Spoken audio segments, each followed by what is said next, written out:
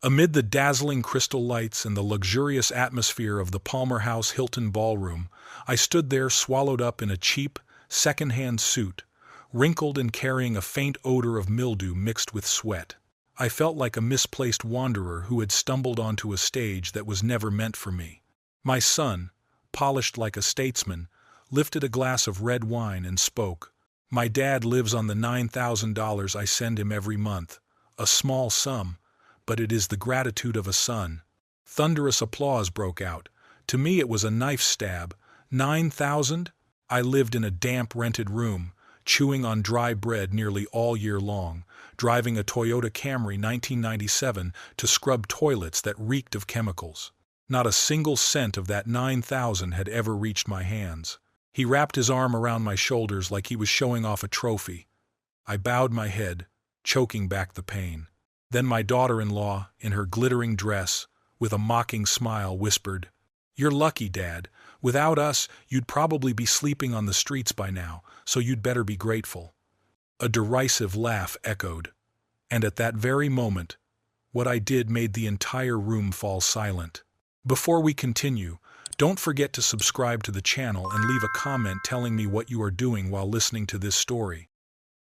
The very moment I stepped inside, I knew I was nothing more than an outcast in that world of artificial crystal. The chandeliers hung above like stars, casting their light upon the marble floor, illuminating my hands that still carried the lingering smell of bleach from the night shift cleaning toilets. The old suit, hastily bought from a sidewalk vendor, hung loose on me, turning me into a beggar dragged into a king's palace.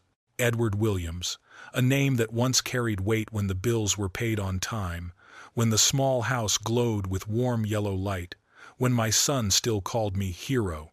But now, spoken aloud in this room, it was nothing but an empty prop, a false card in the play of filial piety. David stood proudly at the center of the Palmer House Hilton Ballroom, his tailored suit clinging sharply, his voice echoing. "My dad lives on the $9,000 I send him every month. A small sum, but it is the gratitude of a son." Laughter, nods of approval spread through the crowd, as though he had just erected a monument to himself. But the bitterness filled my mouth. The truth was, throughout the entire past year, I had received only a hurried phone call during the holidays and a cheap coat ordered by the maid. He had crafted his story so convincingly that, at times, even I almost believed I was a burden.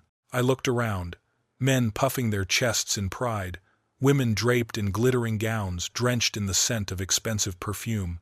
Among that sea of people, I was nothing more than an ink stain spreading across white silk. And then I saw her, my daughter-in-law, Isabella Bella Torres, glass of wine in hand, her fake smile glimmering, her eyes sweeping over me with overflowing contempt. In that instant, I understood everything. She didn't need to speak. Her gaze alone was the challenge. "You will remain silent, like always." I dared not utter a word.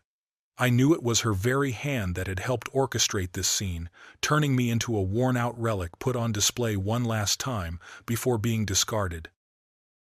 I forced out a smile, but my facial muscles were frozen, twisted. To them, it was just a bland, polite smile. But I knew well. It was only a false mask to cover the trembling in my chest, where my heart pounded like war drums. I chose silence. Silence was the only way to preserve the last shred of dignity left. But I fully understood. Silence was also something they would soon find a way to strip from me. Unable to breathe in the stench of perfume and liquor, I bowed my head slightly, stepped away from the circle of businessmen, slipped through the stream of gowns and laughter, and headed toward the rooftop. My shoes clicked rhythmically against the marble floor, then were swallowed by the orchestra and the clinking of wine glasses. The door swung open, and the November wind lashed against my face, cutting through my suit jacket. I inhaled deeply, hoping the cold would wash away the humiliation still burning in my chest. From the rooftop, Chicago, Illinois stretched wide, the lights of skyscrapers shining brightly like a declaration. This city belongs only to the strong. Distant windows reflected wealth, while my own window, a shabby rented apartment, reflected only exhaustion and debt. I laid my hand on the icy metal railing, remembering how these hands, just the night before, still reeked of industrial bleach, calloused from scrubbing toilets, and now they had been turned into props for a brazen lie. $9,000 a month. Behind me, David's voice echoed from the banquet hall, smooth and familiar, like a rehearsed script. Isabella Bella Torres's shrill laughter blended with it, soft as honey but carrying deadly poison. Sounds that once could have made me proud now only dug the pit of shame deeper. The phone in my pocket buzzed. A message from the water company. Overdue bill. A small number, yet as heavy as a hammer striking my skull. I closed my eyes, thinking of missed plans, months of late rent, nights gasping for air in the dark room when hunger clawed at my stomach. Meanwhile, inside, my son, in his tailored suit, raised his glass and proudly flaunted $9,000 like a medal. That was not just a lie, it was theft, stealing both truth and the last fragments of my dignity. Edward. A soft voice startled me. Isabella. She stood in the doorway, her figure radiant in the golden light spilling from the banquet hall. Then she stepped closer, the click of her heels steady, like the countdown of a clock. Dad, you look pale. Perhaps the party is a bit too much for you. I shook my head. I'm fine. She tilted her head, her eyes scanning over me, as if I were nothing more than a misplaced detail in a grand painting. David worries about you a lot, you know? He often talks about his generosity. Sometimes I think he gives away too much. The corner of my mouth twitched, almost breaking into a dry, bitter laugh. Too much? I have never received a single cent. Not $1 of that so-called allowance he just bragged about. Isabella's eyes flickered for a moment. Was it surprise? Or a cold calculation? Then she quickly recovered her practiced smile. Oh, Edward, you must be mistaken. At your age, financial confusion is quite common. I stepped closer, lowering my voice. I may be tired, Isabella, but I am not confused. I count every cent to survive, and I know the exact number, nothing at all. Her smile thinned, her voice turning sharp as steel. Perhaps David arranged it differently. Some accounts, some trust fund somewhere. You're lucky, Dad. Without us, you'd probably be sleeping on the streets by now, so you'd better be grateful. Grateful, I repeated. The word thickened, falling into the air, toxic. Isabella moved one step closer, her expensive perfume suffocatingly sweet. She whispered, each word stabbing into my ear. Family is everything, Edward, and it would be such a pity if someone were to break it apart. Then she turned and walked away. The sound of her heels echoed, fading back into the hall. I remained, alone on the rooftop, the night wind lashing my face. That threat seemingly gentle, but sharp as a blade cut deep into my heart. When I returned to the hall, the banquet was already drawing to an end.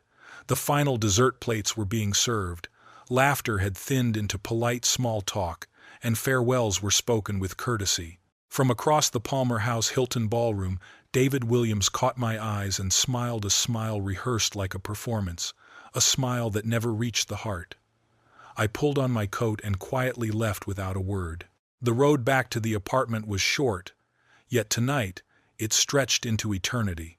The empty streets swallowed the rattle of the worn-out engine, the Toyota Camry 1997 shuddering violently each time it struck a pothole, the heater wheezing out a weak breath that could not chase away the November cold.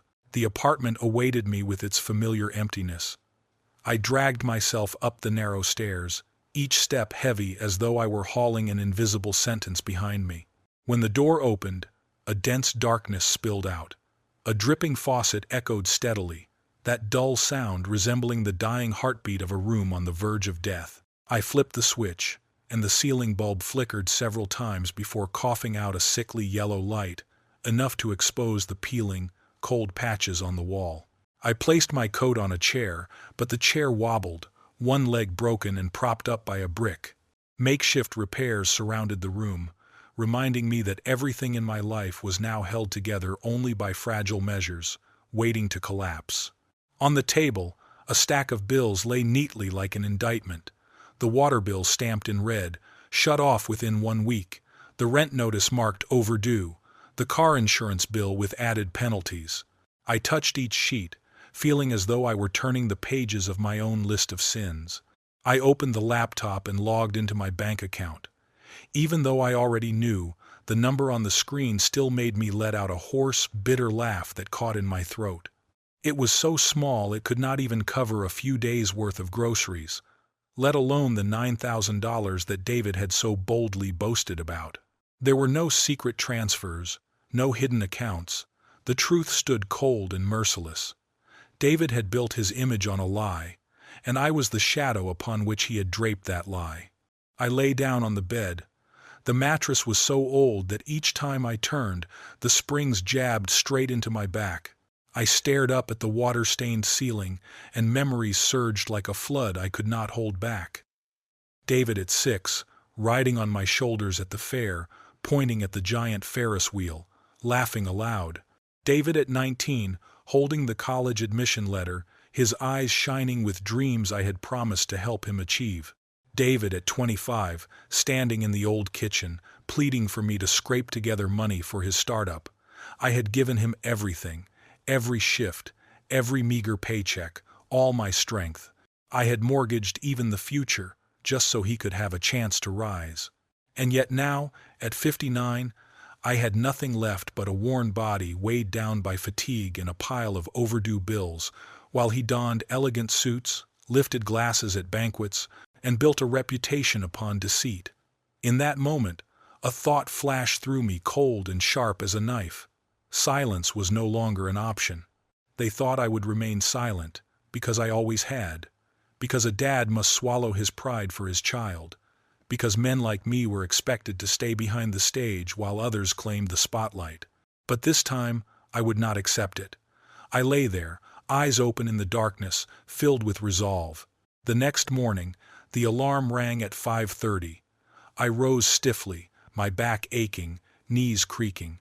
In the mirror, a gaunt face stared back, hair streaked with gray, sticking up wildly as though it too was exhausted from carrying me. I pulled on the blue uniform, cheap fabric that rendered me invisible to the eyes of customers. I drove through streets not yet awake to reach work, stacking goods on shelves before daylight fully broke. As I cut open boxes, I began rehearsing the questions in my mind. Where had the money gone? What proof did David have? Could I trace it back somehow? Susan Collins, my co-worker, caught a glimpse of the tension etched on my face. "Rough night?" she asked. I forced a smile. "Something like that." Then I asked back, my voice hoarse, as if something were lodged in my throat. "Susan, if someone told you they were sending you money every month, but you never saw a dime of it, what would you call that?" She frowned. "That's fraud. If they lied to the government, it's tax fraud. If they withheld money that rightfully belonged to you, it's deception." Those words clung to my mind all morning. Fraud, deception.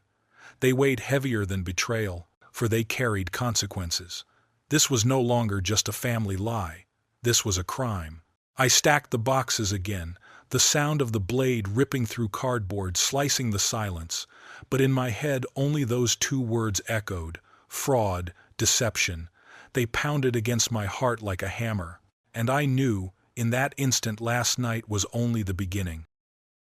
That night, the room was left with only darkness, and the ticking of the clock, dropping each second as if seeping into my mind. The dim yellow glow of the desk lamp fell upon the notebook before me. At the top of the page, I wrote, "Allowance. What really happened?" I began recording every detail, like a witness testifying to himself. Every word David had spoken, every cold glance from Isabella, every phrase she uttered on the rooftop. My hand gripped the pen tightly, pressing so hard the paper wrinkled, as though the lines must be carved in with the weight of truth. When I finally set the pen down, the page was filled to the edges. The story was no longer just an obsession inside my head. It lay on the paper, visible as the first piece of evidence in a dossier of guilt that had just been opened. I looked at it and felt something forming inside my chest. Not despair, not confusion, but a layer of cold ice thickening, solid, unbreakable determination. For the first time in years, I felt clear-headed. David and Isabella thought they had silenced me, but in truth, they had just given me a reason to speak. And when I did, I would make sure to use their very lies to bring down the world they had built. They didn't understand one thing: I had nothing left to lose, and the one with nothing left to lose is the most dangerous of all. I lay down and closed my eyes, but this time not in the darkness of fear, but in the faint glow of a new resolve. The next morning, I woke up in the room, the mildew still clinging to my throat, memories of the crystal chandeliers hanging in the Palmer House Hilton Ballroom hovering like cold suns above my ceiling. The notebook still lay open on the table, last night's line staring back at me. Allowance, what really happened? I read it again, and the heat from yesterday's resolve was still there, not blazing, not frantic, but quiet, hardened, turning into steel. I drained a cup of strong black coffee, bitter and without sugar. Today I decided I would stop being the man who sat silently while a lie was draped over his name. The morning still belonged to the supermarket warehouse. It always did. The crates of canned fruit, the squeak of stretch wrap, the steady beep of the scanner recording each box in the stockroom, repeating, indifferent to whether your heart was broken or not. It only needed your hands, and it took them. I gave, as I always had, and let the rhythm hold me steady. Cut, lift, stack, breathe. The floor smelled faintly of detergent and fruit, a scent of artificial cleanliness, but enough to calm me. Susan Collins found me in the warehouse hallway, handing me the utility knife I had left on the floor. Her eyes looked at me both gentle and sharp, the gaze of a woman who had lived long, seeing more than you dared to admit. You seem like you're somewhere far away these days. Is something wrong? I wanted to lie. I wanted to say I was fine, then ask about her grandchildren. But the words stuck in my throat. I lifted my head and asked directly, Susan, like I said yesterday, but the truth is it's more serious if someone publicly boasts that he gives his dad money every month, but in reality that dad has never received a single cent. What would you call that? She didn't answer immediately. First, her eyes changed, from surprise to seriousness. Then she spoke slowly. If that money was supposed to be yours but someone else kept it, that's theft. If he tells the whole world he paid it to look good or gain benefit, that's fraud. Sometimes, it's both. Why are you asking this? I shook my head, lifting a crate onto the shelf. Nothing. Thank you. She gently placed her hand on my arm. If you ever need to check records, I once worked as an accountant for a small company. I still remember how. I nodded, thanking her again. She walked away, leaving me with the beeping of the scanner and the clock still ticking, patient, doing its job. The shift ended, but instead of driving back to the apartment, I turned toward the public library. I had always liked that place for the same reason I liked Dawn. It carried a natural silence. The librarian smiled in greeting. She was the one who had once helped me print out forms when I had forgotten how. I sat in the corner of the room, where the cold white light poured down like an interrogation chamber. I opened the computer. I typed, Elder Financial Abuse in Illinois. Dependent Support Documentation, claiming a parent without paying support. The results appeared, heavy with legal language. Some were hard to understand, but all carried the same point. Precise, leaving no room for excuse. If someone claimed a parent as a dependent, they must provide more than half of the living expenses. If they filed support documentation without sending money, that was fraud. If the parent was elderly, the law called it financial abuse. There was a phone number to call, instructions about evidence, bank statements, letters, witnesses. I noted it all down. Support without transfers. Paperwork said one thing, the money went elsewhere. Everything needed to be recorded. At the nearby table, a young mother was reading her child a story about a bear that could not sleep. Her voice rose and fell like small waves. Suddenly I remembered David when he was little, the way he pressed his head into my neck and asked, Dad, are bears real? That memory rushed back unexpectedly, tightening my throat. I breathed deeply, forcing myself through it. When I stepped outside, the air was cooler, as if a page had turned, giving the day a new face. I sat in the car, staring at the steering wheel. My hands gripped it until the knuckles turned white. My breath came hard and fast, and then the plan that had smoldered inside me finally locked into shape. This was no longer suspicion. This was a crime, and I would prove it. I knew exactly where I had to go, and this time I would not turn back. I stopped the car in front of the tall iron gate, my hand unconsciously tightening its grip. The watch on my wrist pointed to nearly 10 o'clock. Sigh, I took a deep breath, feeling as if I were about to step into someone else's domain rather than that of my own son. Strange indeed, my own blood, yet this place felt distant, cold, and unfamiliar. The neighborhood was unusually quiet. The rows of trees stood straight, the bushes trimmed neatly like obedient patients. Everything was too clean, too perfect, to the point of being artificial, as if every scratch, every trace of real life had been covered up beneath a glossy coat of paint. I pressed the doorbell. Then the gate opened slowly. As I stepped onto the front porch, Rosa Martinez, the longtime housekeeper, opened the door before I could knock. Her eyes flickered with unease, and I caught the quick glance she threw behind her, as if afraid someone might witness this scene. "Mr. Williams," she exclaimed, half surprised, half worried. "Is everything all right?" I tried to make my face look more anxious than angry. "I am worried about David," I said. "He looked tired last night. This morning I called, but there was no answer. I thought, maybe I should sit and wait in his study. If he comes home between meetings, I could see him. Just to talk. As a dad, I am very concerned about him." Rosa hesitated, her hands twisting unconsciously. "Mrs. Isabella is at yoga class until 12 o'clock. Mr. David is at the downtown office.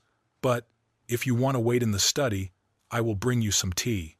I nodded my thanks, following her down the long hallway where the thick carpet swallowed my footsteps into silence. David's study opened before me, a space steeped in leather and pride. Dark mahogany shelves, a heavy walnut desk, a large chair like a throne passed down through generations. The desk lamp cast its light across the papers, throwing stern shadows. Documents were scattered on the desk, as if someone had abruptly left their work. An open checkbook lay beside a stack of letters. The sharp scent of old wood mixed with paper hung in the air, as though interrogating me directly. Rosa placed a steaming cup of coffee on the desk. "If you need anything, just call me," she said, then gently closed the door. I did not drink the coffee. I merely held it in my hands, letting the thin smoke veil the tension on my face. I stood still and listened. The silence here was unlike that of a library. It was dense, predatory, as if waiting to see who I would become. I placed my phone on the corner of the desk, the microphone facing the documents, in case something needed recording. I began carefully, not rushing, not clumsy. Each finger moved as though in a chess match, touching and returning everything exactly as it had been. The checkbook told a story utterly different from the banquet of last night. Every month, one check for $9,000. But the name on the payee line was not mine. It was I. Torres, the maiden name of Isabella. I froze, my chest tightening as if a hand had clamped down on it. This was not just paperwork. This was proof. An outsider had directly manipulated my identity. I raised my phone to take a picture. The small click sounded piercing in the silence, like a needle stabbing through it. I nearly flinched, but steadied myself, keeping my hand firm. I continued photographing page after page. There were also many other checks, smaller amounts, signed to a company called Carter and Lowe Investments. The dates lined up neatly, too neat, too clean. Clean to the point of being fake. I recorded everything. Inside a yellow tax file folder, I found a letter from the accountant. The paper was thick, stamped with a bright red seal in the corner, signed in red ink scrawls. The letter praised David for providing $108,000 a year for his dad, recommending the creation of a trust named E.W. Senior Trust to simplify everything. E.W. Edward Williams. My name. But that trust never existed. No bank had ever mentioned it. No legal document had ever surfaced. If it had, I would have known. I turned the pages further and found a spreadsheet titled Harbor Bridge Trust Support Payments. The columns listed months, figures, notes. Some cells marked paid via trust, others consolidated, but not a single one said deposited to Edward. In the margins, hurried handwritten notes, like internal reminders. Each line was a knife cut, each number a piece of evidence. I photographed everything, then carefully replaced each sheet, returned the pen and papers exactly as they were, and lightly wiped the surface to erase any fingerprints. I left no trace. My phone vibrated. A message from Rosa.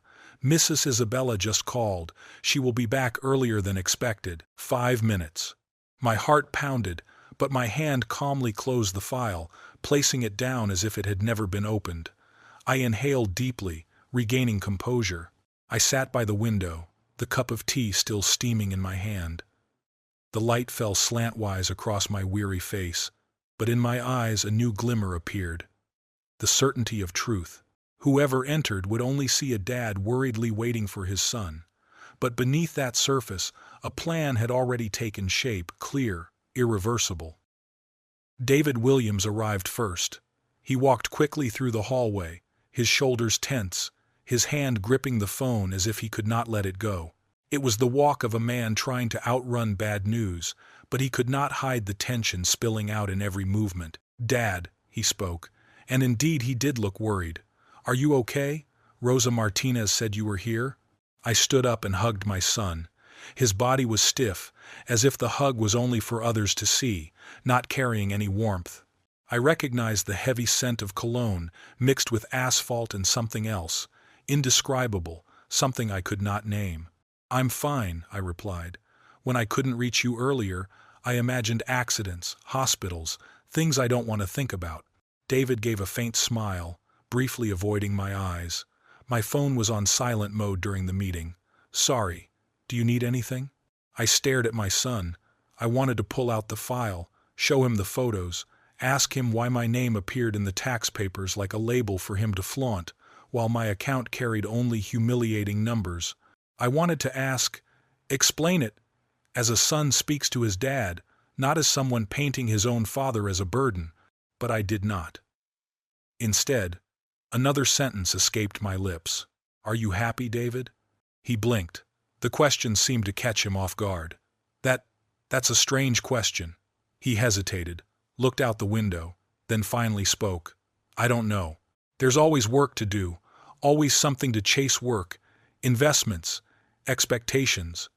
His voice trailed off, swallowed by the air. Then he sighed. "Isabella expects a lot." That final sentence sat between us like a heavy object falling to the floor. I nodded, sadness rising within me, not enough to erase anger, but enough to deepen the wound. "You can tell me everything," I said slowly, deliberately. "Everything. I am still your dad. That means I can carry whatever you hand me." For a moment, David's face softened, as if relieved by those words. But just then, the front door opened. Isabella Bella Torres's voice rang out in the hallway, high and smooth as if rehearsed for the cameras. "Edward, what a surprise. Are you feeling well?" She stepped in, her heels striking sharply against the stone floor. The smile on her lips was dazzling, too perfect to be natural. Her eyes landed on me, sliding quickly like a hidden blade beneath a sleeve. "I was worried about David," I replied, keeping my voice calm.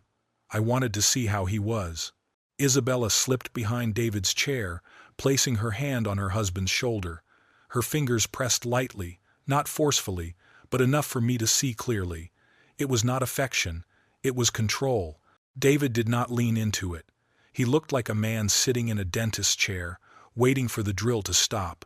"We're fine," Isabella spoke, smooth as an advertisement. "Everything is under control. David has managed your finances very carefully. You don't need to worry about those little details." I kept my face composed. But inside, the waves roared. I knew exactly. Those little details determined whether I could pay my rent or not. Isabella's eyes hardened for just a blink. "Dad, you should rest, Edward. Trust the people who love you." The words sounded like both a lullaby and a lock snapping shut. I nodded slowly, lifting my teacup, though I hadn't drunk a single sip. "Thank you for the coffee," I said, to no one in particular. "I should be going." David walked me to the door, his hand gripping my shoulder again, just like at the banquet. "Call me if you need anything, Dad," he said. The words felt like a plank hastily laid over a deep, gaping hole. I stepped into the perfect garden, the grass lush and overly trimmed, so artificial it looked as if it had never known a storm. Rosa Martinez appeared briefly in the hallway, her eyes catching mine, worried, then quickly turning away. I gave a small nod in return, then turned and left. I did not drive straight home. I stopped on a street 2 blocks away, parking under a tree stripped bare of leaves. I sat in silence, inhaling the compressed cold of November, then took out my phone, dialing a number I had not called in many years. Patrick Lowe picked up after the 3rd ring.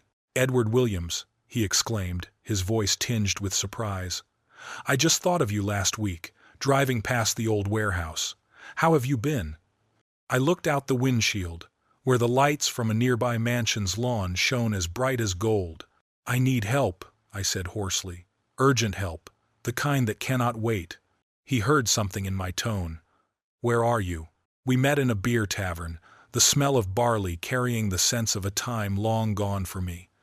Patrick had aged, new wrinkles etched into his face, but his eyes were still as sharp as ever. He sat and listened while I told him about the banquet, about the so-called allowance, about the words Isabella had whispered on the balcony. I showed him the photos I had taken in David's office. Patrick pulled each one slowly, then even slower, as though every picture was a brick he was weighing before laying it into a wall. Finally, he exhaled, his voice heavy. "You're not going to like what I'm about to say, but you already know, this is fraud. At your age, many places will consider this financial elder abuse. Even if not, these reporting strategies are enough to make the badge wearers take notice." He paused, looking me straight in the eye. "You need to protect yourself. We'll document everything, prepare to act. Not today, but soon. We need more than just a story. We need a pattern, a wall built from bricks of evidence." "What should I do first?" I asked. Patrick nodded, pulled out a small notebook, scribbled quickly. "Write everything down. Names, dates, exact words. Keep every receipt. Copy all bank statements. Don't confront them. Don't give them the chance to burn papers." And Edward, he placed his hand on the stack of photos before sliding them back to me. "I know you want to believe this is only about your son, but there's another person. That woman, she's moving the pieces in silence. Don't underestimate her." I did not tell him about Isabella's triumphant eyes, that look as if she had already written the ending. But Patrick must have seen something in my face, because he nodded gently.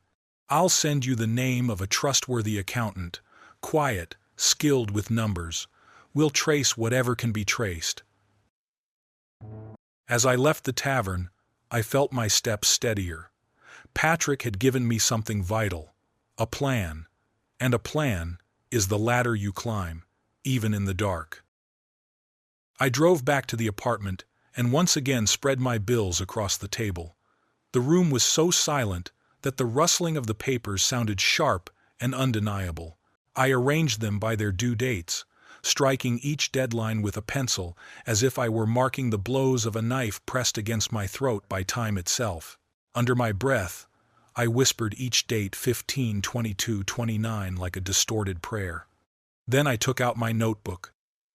My hand trembled slightly, but the handwriting was neat, as though I were forcing myself into discipline within the storm. The dim yellow glow of the desk lamp cast light across the page, the shadows of the letters projecting backward onto the surface of the table, like evidence inside an interrogation room. I wrote, "November banquet, 9,000. David lifted the glass. Isabella spoke about gratitude. T. Office. The check. For I. Torres. Carter and Lowe Investments. Letter from the accountant. Harbor Bridge Trust. EW Senior Trust does not exist." Those words steadied me. They created boundaries, outlining the silhouette of the enemy I was fighting. When I stopped writing, I looked at the filled page, and for the first time, I felt as though I had a map in my hands. I called Susan Collins, asking if she could take a look at a few numbers. She agreed immediately, even before I managed to explain. The next day, we sat in the warehouse break room with a stack of statements and an old calculator. Each time she pressed a key, the clacking sound rang out, building into a tense rhythm. Susan wore reading glasses, sliding them down her nose as she leaned closer to the numbers. I followed her eyes as they moved, slow, patient, sharp. After a long while, she stopped, placed her hand on the stack of papers, and finally said, "These documents," she paused, as if weighing the words, "show a person living with almost nothing. If anyone claims they've given you $108,000 a year, it does not show up here. If I had to guess, that money is going somewhere else. Anywhere, except here." She looked up, her eyes meeting mine through the lenses. Could it be traced? If we had access to their accounts, yes. If not, there must be a crack, a leak. She leaned back in her chair, her gaze drifting toward the dusty window. The wealthy often think no one notices, but a house manager, an assistant, someone whose living depends on observing they know more than they say. I nodded, thanked her, and brought her a cup of coffee as proof of my sincerity. She smiled, gently tapped the back of my hand, the touch both warm and empathetic. I returned to my work with a clearer mind, as if a path had just been illuminated. As dusk settled, the warehouse called me again. The industrial lights above hummed, a few bulbs flickering as though waiting to burn out completely. I pushed the mop bucket down the hallway, the sloshing water reflecting the trembling light with each of my steps like a loosened clock, counting down. On the 6th floor was a company with a dusty glass sign, Chicago Elder Law Center. Below it was the name Blackwood. I had cleaned their offices many times, seen the brochures scattered across the waiting room. That night, I stared at the lettering longer. An idea sparked, knock on their door in the morning, not as a janitor, but as a client. The thought was both bold and dangerous. It made me smile without meaning to. On the way home, I stopped at a small phone shop. I bought a recording device on an installment plan, small enough to fit in my pocket, shaped like a car key. I tested it in my hand, compact, but heavy with meaning. I already knew from the library. In Illinois, the law allowed one person to record a conversation without prior notice. I wanted to hear exactly how David would respond when I asked him about the truth. Not because I expected him to confess, but because I wanted to preserve every word. Words that could not be taken back. Words that, when revisited later, would reveal more than silence ever could.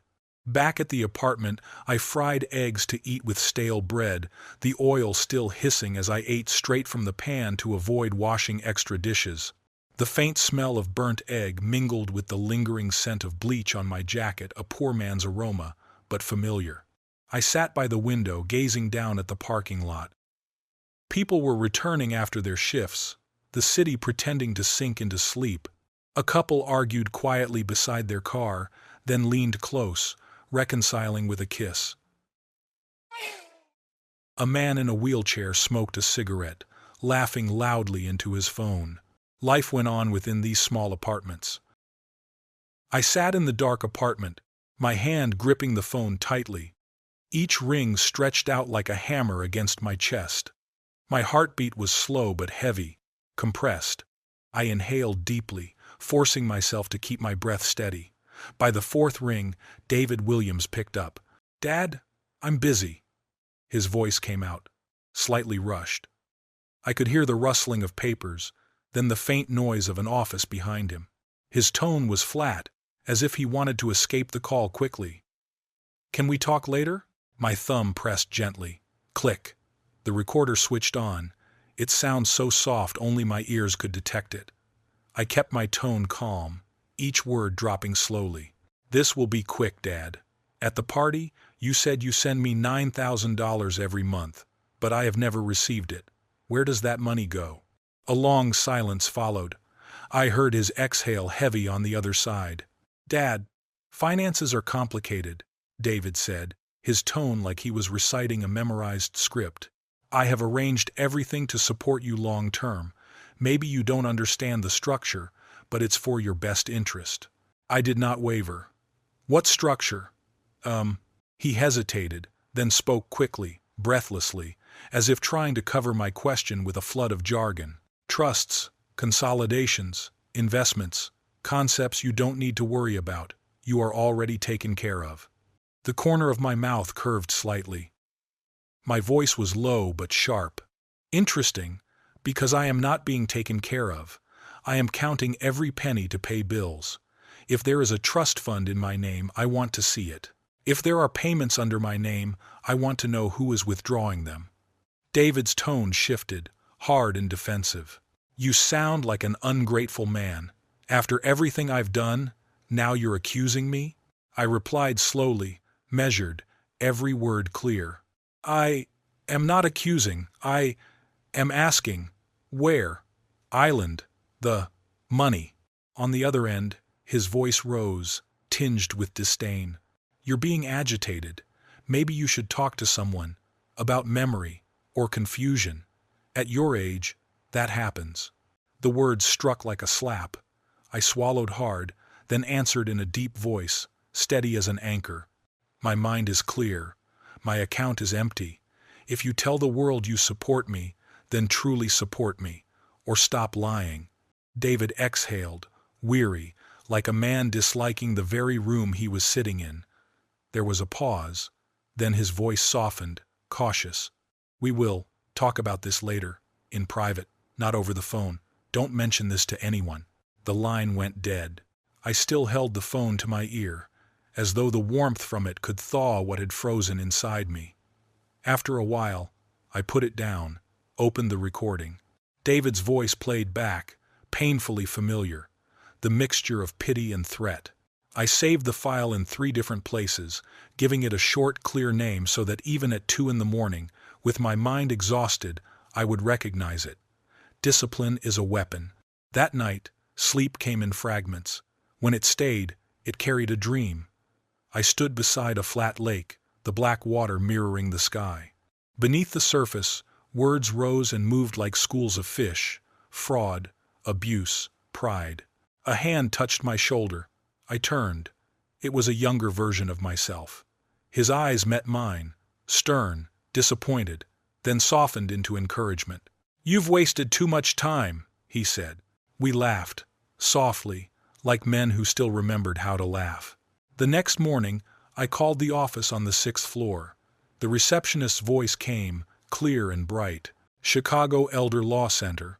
Good morning." I gave my name, saying I had a concern. I confessed I wasn't sure if it was a family matter or a legal matter. She replied, "Often, those things are the same." And she scheduled me an appointment in 2 days. During the waiting time, I opened my notebook, writing down a list of allies I could trust. Susan Collins, Patrick, even Rosa Martinez. If she was brave enough. I circled each name like a strategist drawing lines on a map. I rehearsed what I would say, over and over, writing notes, adjusting each sentence, so that when the moment came I would not tremble, not shout. I reminded myself, calm is a bridge. Anger is only a storm. I closed the notebook, placed the pen neatly parallel on the table. The storm may rage, but only the bridge carries a man across to the other side. The appointed day arrived. I put on again the old suit I had worn at the party. The jacket still hung loose, the sleeves covering almost my entire hands like proof of a lifetime of being overlooked. I stood before the mirror for a moment, not to adjust, but to remember. This was all I had. The office of the Chicago Elder Law Center was bright with sunlight streaming through the large window, spilling across the neat desk and a few potted plants. The light was warm yet carried a sense of sternness, as though this place existed to divide truth from falsehood. The receptionist led me inside, and then Margaret Carter emerged from a doorway, a woman with a calm bearing, her eyes steady yet sharp and perceptive, reflecting the experience of someone who had heard too many stories that could crush weaker men. "Tell me what happened," she said, her voice even, unhurried. I told her. Without embellishment, without making myself a noble figure, I said that I had once been a dad who gave away his whole life without asking in return, and yet my son had learned how to exploit that. I laid the photographic evidence on the desk, then slid the recorder toward her. My hand trembled slightly, but I clenched it tight to keep calm. Margaret listened without interrupting, her eyes watching as if she were measuring angles before putting brush to canvas. When I finished, she folded her hands, one finger gripping another as though weighing the heaviness of the pieces. She remained silent for a long beat, then nodded gently. "This is very solid," she said. "Not because of one single detail, but because of the entire structure when pieced together. The checks made out to Isabella under her maiden name, the accountant's letter praising money that never existed, the mislabeled spreadsheets, the absolute absence in your own accounts, and the recorded call where your son tried to paint you as senile. When combined, it becomes a picture. And if we wish, we can push this story further." I nodded, my voice low. "I can continue. I have done harder things, for smaller reasons." The corner of her mouth lifted in a rare smile. "Good. Then let us begin. Copy everything you have. Keep a log of every call, date, time, every word. Each paper will be a stroke. And gradually, we will have a painting that cannot be broken." When I left the office, the sunlight on the street seemed brighter, though the temperature had not changed. I walked among people carrying coffee, documents, the small joys I could not see, but for me, another kind of joy had returned, the feeling that I was no longer a ghost. I stopped at a thrift store on the way home. When I tried on a jacket that fit better, I looked into the mirror. My face was still worn, my hair still gray, but for the first time in years, I saw a spark of pride in my eyes. Not the boastful pride flaunted under crystal lights, but the quiet pride that whispered, "You did not let them erase you." Back at the apartment, I opened my notebook and added new lines. Library, documents. Call with David, recorded. Meeting with Margaret, consolidated evidence. Plan, draw the picture. Beneath it, I pressed harder than usual, the pen cutting into the page. Keep going. Night fell. I washed my hands, watching the water turn from dirty gray to clear, as though a sign that something could indeed be cleansed. I made a simple sandwich and ate slowly. My phone buzzed. The screen lit up, casting a cold white glow across my face in the dark room. A message from an unknown number. "We need to talk. Stop posting lies." No name, no signature. But I didn't need one. I held the phone in my hand for an extra beat, then set it face down on the table. I chose silence. The next morning, I returned to the neighborhood with its neatly trimmed hedges designed to hide chaos. I didn't use the front door. I waited at the corner, counting each breath, until I saw Isabella's car pull away. I counted to 200, then went inside. Rosa Martinez met me in the hallway, her face pale, her eyes darting nervously over her shoulder as if afraid someone might overhear. "Mr. Williams," she whispered, "you shouldn't be here." Her voice dropped even lower. "I saw the checks. The name wasn't yours.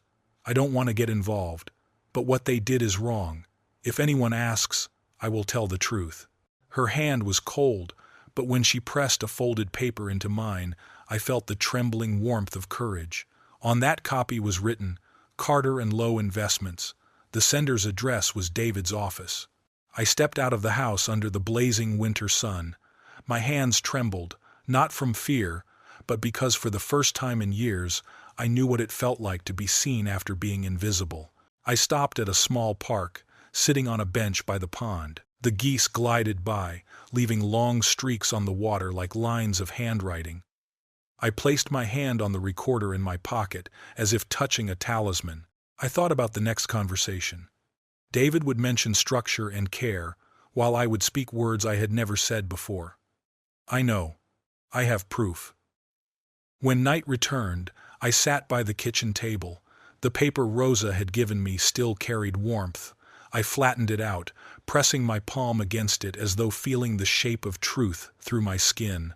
I boiled water for coffee, watching the steam rise, reminding myself, last night ended with 3 words, "We are unfinished."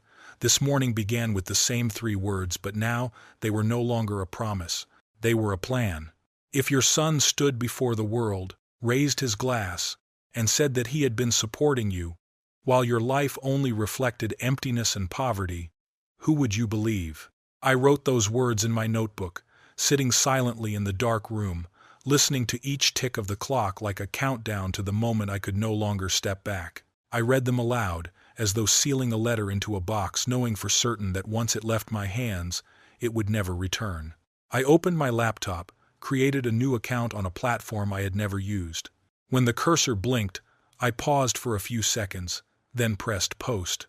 The snapping sound of the laptop closing echoed through the dark, cold room, like the final period ending a chapter of life. I sat still, hands around a cup of cold coffee. No expectations. But the next morning, my inbox was full. First a few messages, then dozens, then hundreds. I had to take off my glasses, wipe my eyes several times just to read. Strangers wrote that they too had once sat in a room, listening to someone at a microphone telling a false story of a life. Elderly people wrote that they had been declared dependents, though they had never received a single dollar. Small stories of a few bills, but great pain. There were also stories filled with money, filled with wounds. I read until my eyes stung and my chest tightened. And then, I replied, not long, just a few words. Thank you. I see you. I believe you. Those short words felt like nails fastening me to reality, keeping me from falling into the abyss of loneliness. By noon, a local page had shared the post. By evening, a reporter messaged me, politely requesting a private interview. I did not respond. I could not chase the speed of the internet, it was too fast. I needed to plant each foot firmly on the ground, to feel the support. Near 4 o'clock, the phone rang. David. I hesitated, my finger hovering, then pressed answer. Dad, he said, his voice tense, breath hurried, the sound of keys clattering behind him. Dad, are you the one posting that nonsense? People are sending me links. They are connecting the dots and pointing straight at us. You are messing everything up, just because you don't understand how this works. I pressed my thumb onto the recorder in my pocket. Don't understand what? I asked, my voice calm. Finance, structure, tax optimization, privacy, he shot out in a rush, words scattered like smoke screens. Things you don't need to worry about. I've arranged everything. You don't know what you're doing. You will embarrass yourself and ruin my business. You will make me and Isabella ashamed. I let the silence stretch, his anxious breathing leaking through the line. Then I spoke, slowly, each word clear. I will not be ashamed for telling the truth about my life. If your work and your marriage exist because of a lie about me, that is your problem, not mine. His voice dropped lower, shaking with anger. If you continue, I will have to tell others that you are no longer competent. It would be better for everyone if this was resolved quietly. I imagined the paper declaring incompetent, like a sentence forcing me into silence within my own life. A wave rose in me, not of anger, but cleaner, clarity. I am fully competent, I answered, voice low and steady, and I am done being your cover. I ended the call. My hand trembled slightly, not from fear, but from cutting off a lifetime of pleading. I immediately recorded the time, the words, and the details in the notebook Margaret Carter had given me, turning feelings into evidence. I put on my coat, stepped outside. Cold winds slipped into my collar, carrying relief, sweeping away the lingering threats. I walked around the block, listening to the sound of my shoes striking the pavement, each step feeling more real. A woman carrying groceries stopped, looked up. I read your post, her voice sincere. She told me her sister had gone through the same with her children. She hoped I would keep writing. I nodded, thanked her. The kindness of a stranger fed me better than a hot meal. The next day, Margaret called, her voice steady, unlike David's panic. Your post spread. It's useful. People care when they see a face, not just paperwork. We will use this attention to bring in more people willing to speak. She paused. Are you ready? I've lived too long in a book written by someone else, I said. Now I am learning to rewrite with my own ink. That afternoon, I met Patrick. We sat around the table, Margaret with a stack of papers marked with colored tabs like weapons, and me with a notebook that grew thicker each day. Margaret laid out the plan: testimony from Rosa Martinez, accountant confirmations, preservation notices sent to the bank. When enough was gathered, we would file simultaneously with the Cook County State's Attorney's Office and the tax authority, leaving no time for anyone to erase the trail. Patrick looked straight at me. "You must be prepared. They will try to isolate you, smear you, even petition for guardianship. The answer requires only one thing: documents, records, truth. Don't argue on their terms. Keep your tone steady. That is strength." That night, I read hundreds of comments from Ohio, Arizona, places I had never been. Elderly people wrote of empty accounts turned into generosity. Wives wrote of daughters-in-law keeping all receipts, always short on food money, yet flush with funds for beauty treatments and travel. I replied to as many as possible. Keep receipts, write journals, your voice matters, even if not calm. Near midnight, the phone lit up, an unknown number. I thought to let it go to voicemail, but then I listened. A low, cautious voice. "Mr. Williams, I am Tom Whitman. I used to work for your son. I think I have something you need to see." He arranged to meet at a small cafe near the subway station. The next morning, under light rain, I arrived. Tom was already there, younger than I expected, carrying a heavy folder. He ordered tea, I ordered coffee. He said he had left David's company because he had been pressured to alter figures. In his hands were original emails, instructions to align dependent support, referencing Carter and Lowe investments, with payments labeled Harbor Bridge Trust that had never passed through me. I asked why he was helping. He looked down. "I have a grandmother. If anyone did to her what they did to you, I'd want someone to speak. And I need sleep. I haven't slept peacefully since leaving the company." I promised to keep his name confidential. I brought the folder to Margaret. She skimmed quickly, then read carefully, nodded. "This is the thread, and we just pulled the right one." When I stepped outside, the rain had stopped. The air was clean.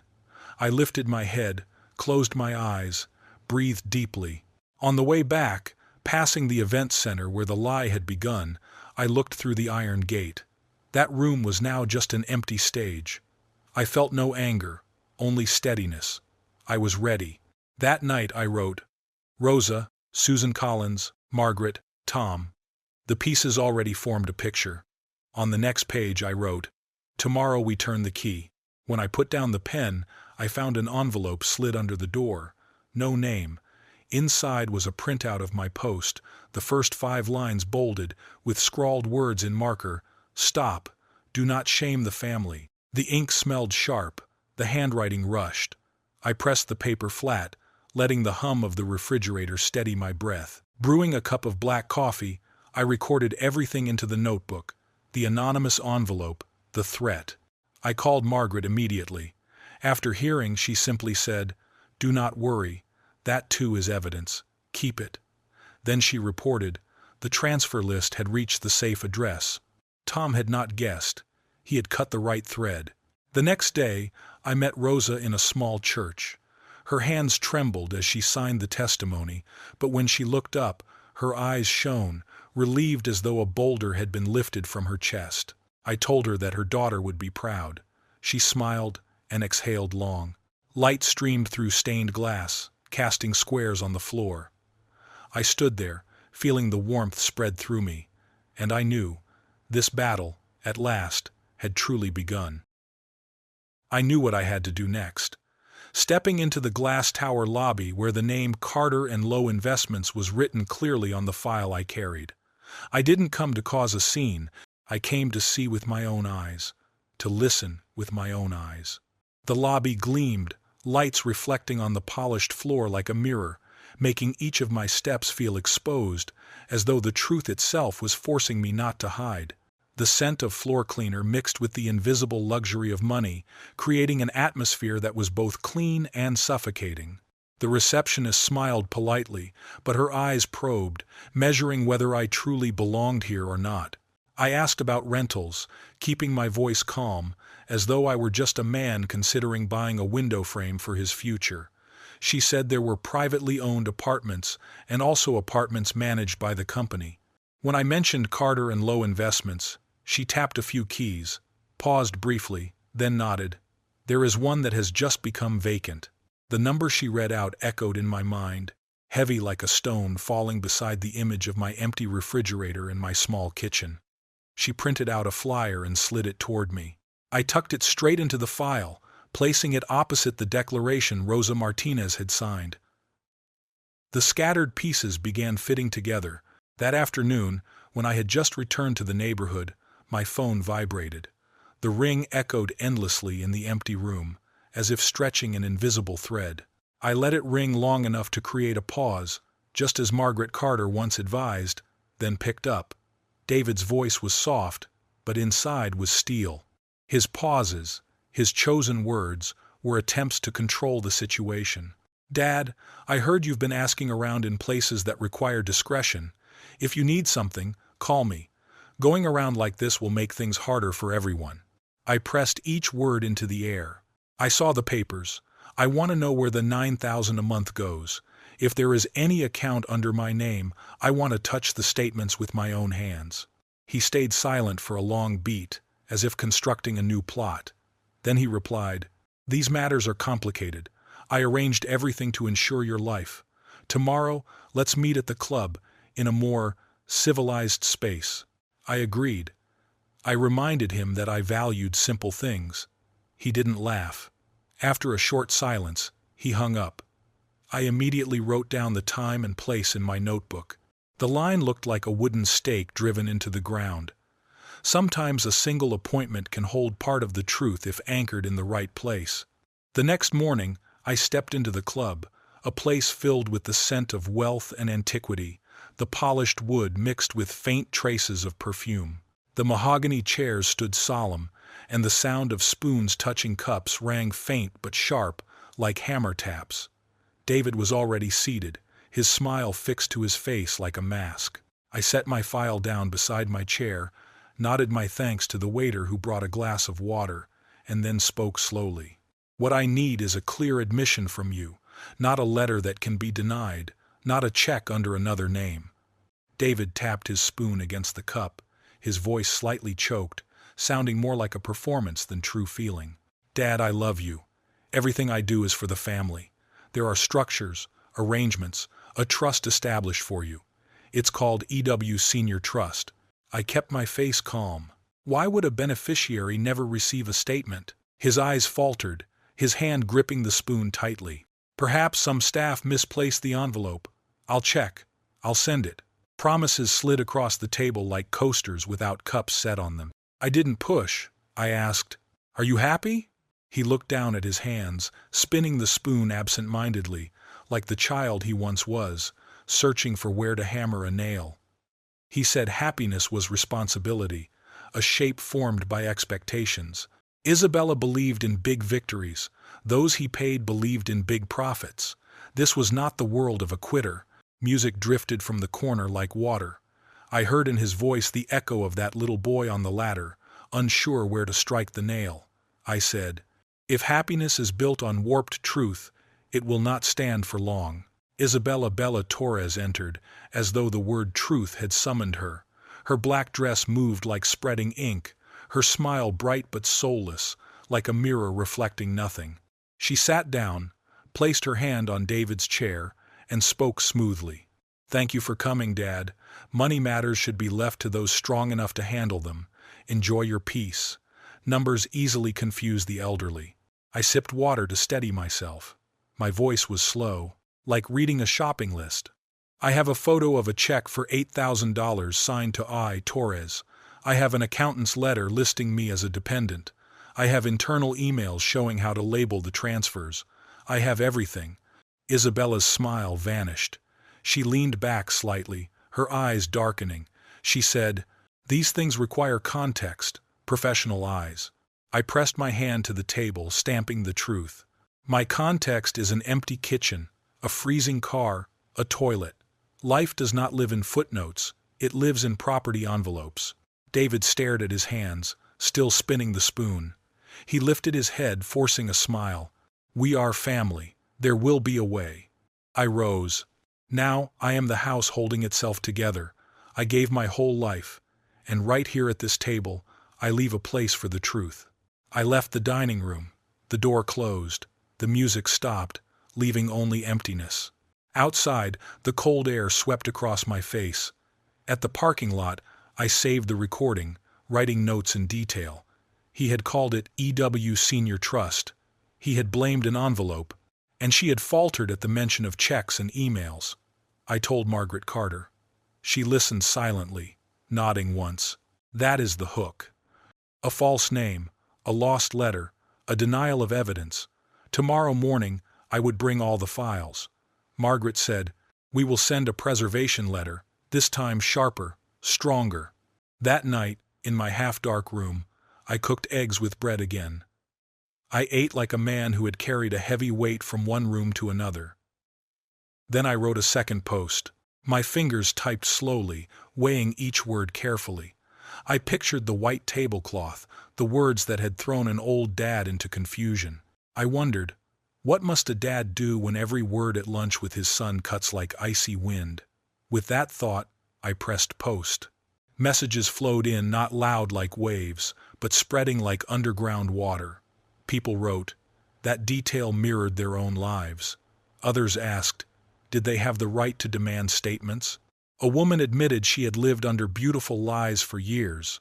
I replied, do not fear the list of questions. Do not fear the notebook. Record every call, every bill. Near dawn, the doorbell rang. I looked through the peephole. The landlord stood there, the wind flickering in his eyes. He said 2 men had asked about me, my routines. He had sent them away, revealing nothing. He said he would help if I needed. I poured him water, thanked him. When the door shut, I leaned back, my heart finding rhythm again. I called Patrick and told him. He answered, pressure means they're afraid. Fear means we are no longer circling. Change your habits, your hours, create new paths. That afternoon, Susan Collins handed me a stack of papers quietly passed from a bank contact. The bank had received the preservation letter and noted it. I nodded. Another rope tied to the stake. Susan asked where this would lead. I said, I cannot count every step on the staircase. I only know I've stepped on it, instead of staring from below. That is enough. The next morning, I left another recording at Margaret's office. She listened like a music teacher catching mistakes. Then she turned back, saying, the Cook County State's Attorney's Office will meet us at the start of the week. Before that, she instructed me to return to the property center, to ask again about lease terms, the payment officer. Any careless detail could become evidence. That afternoon, a young guard gave me the business card of a Carter & Lowe investments manager. I placed it beside the flyer, the lease term. The puzzle pieces were learning to name each other. That evening, my small table became a case.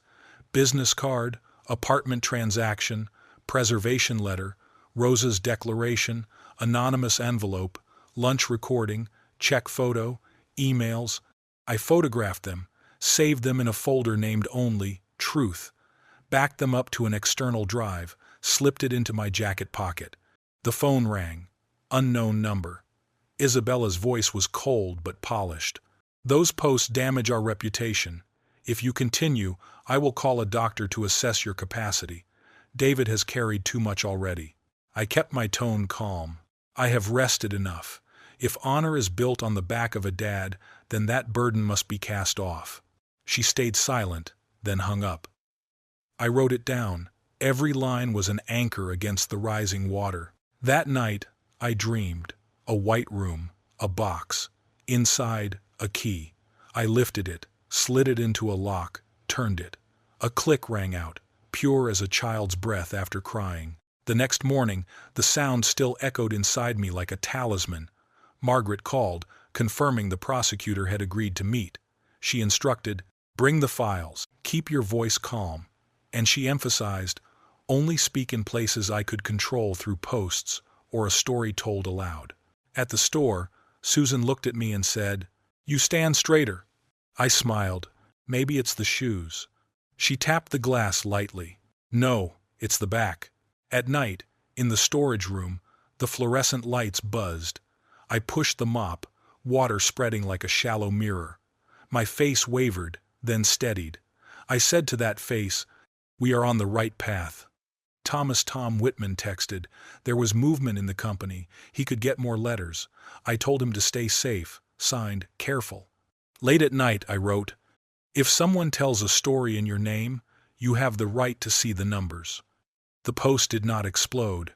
It spread quietly, like water seeking low ground. On a dry morning, I brought copies to Margaret, then went to the park. A child laughed, running after a kite. I opened my notebook. Fear was no longer in my hands. It stood one step away. I touched patience. Patrick called me. He said the prosecutor had listened and wanted more documents, but it was enough to schedule an official meeting. He told me to eat like a traveler on a long road and sleep like a man who needs clarity. I laughed, saying that was the hardest task. He laughed too, then said, "We will divide everything into small parts." That evening, I boiled some eggs, dipped them in salt, and ate slowly. As I chewed, I remembered the hands that had walked with me. Rosa Martinez's hand carefully guiding the pen, Tom Whitman carrying heavy files, Susan adjusting her glasses, and Margaret with her strips of color marking pages in the law book. They stood in a circle. No words needed, yet all understood. Each placed a stone beneath my feet. I rearranged the table, spread the files, and photographed it, as if capturing a family portrait, the family of truth. The night passed slowly, but it did not drown me. I walked around the apartment, placing my hand on the wall, listening to the floorboards echo beneath my steps. In my mind, I remembered the old shoes, remembered the image of David holding his newborn in his arms. I had thought the circle was closed, but now it had opened again. I wrote the last line of the day. "Tomorrow, a lock will be opened." Turning off the light, I lay down, listening to the steady rhythm of my heart. I closed my eyes. In the darkness, the image of the box appeared, the old key in my hand. When I turned it, a small, clear click resounded. I smiled softly.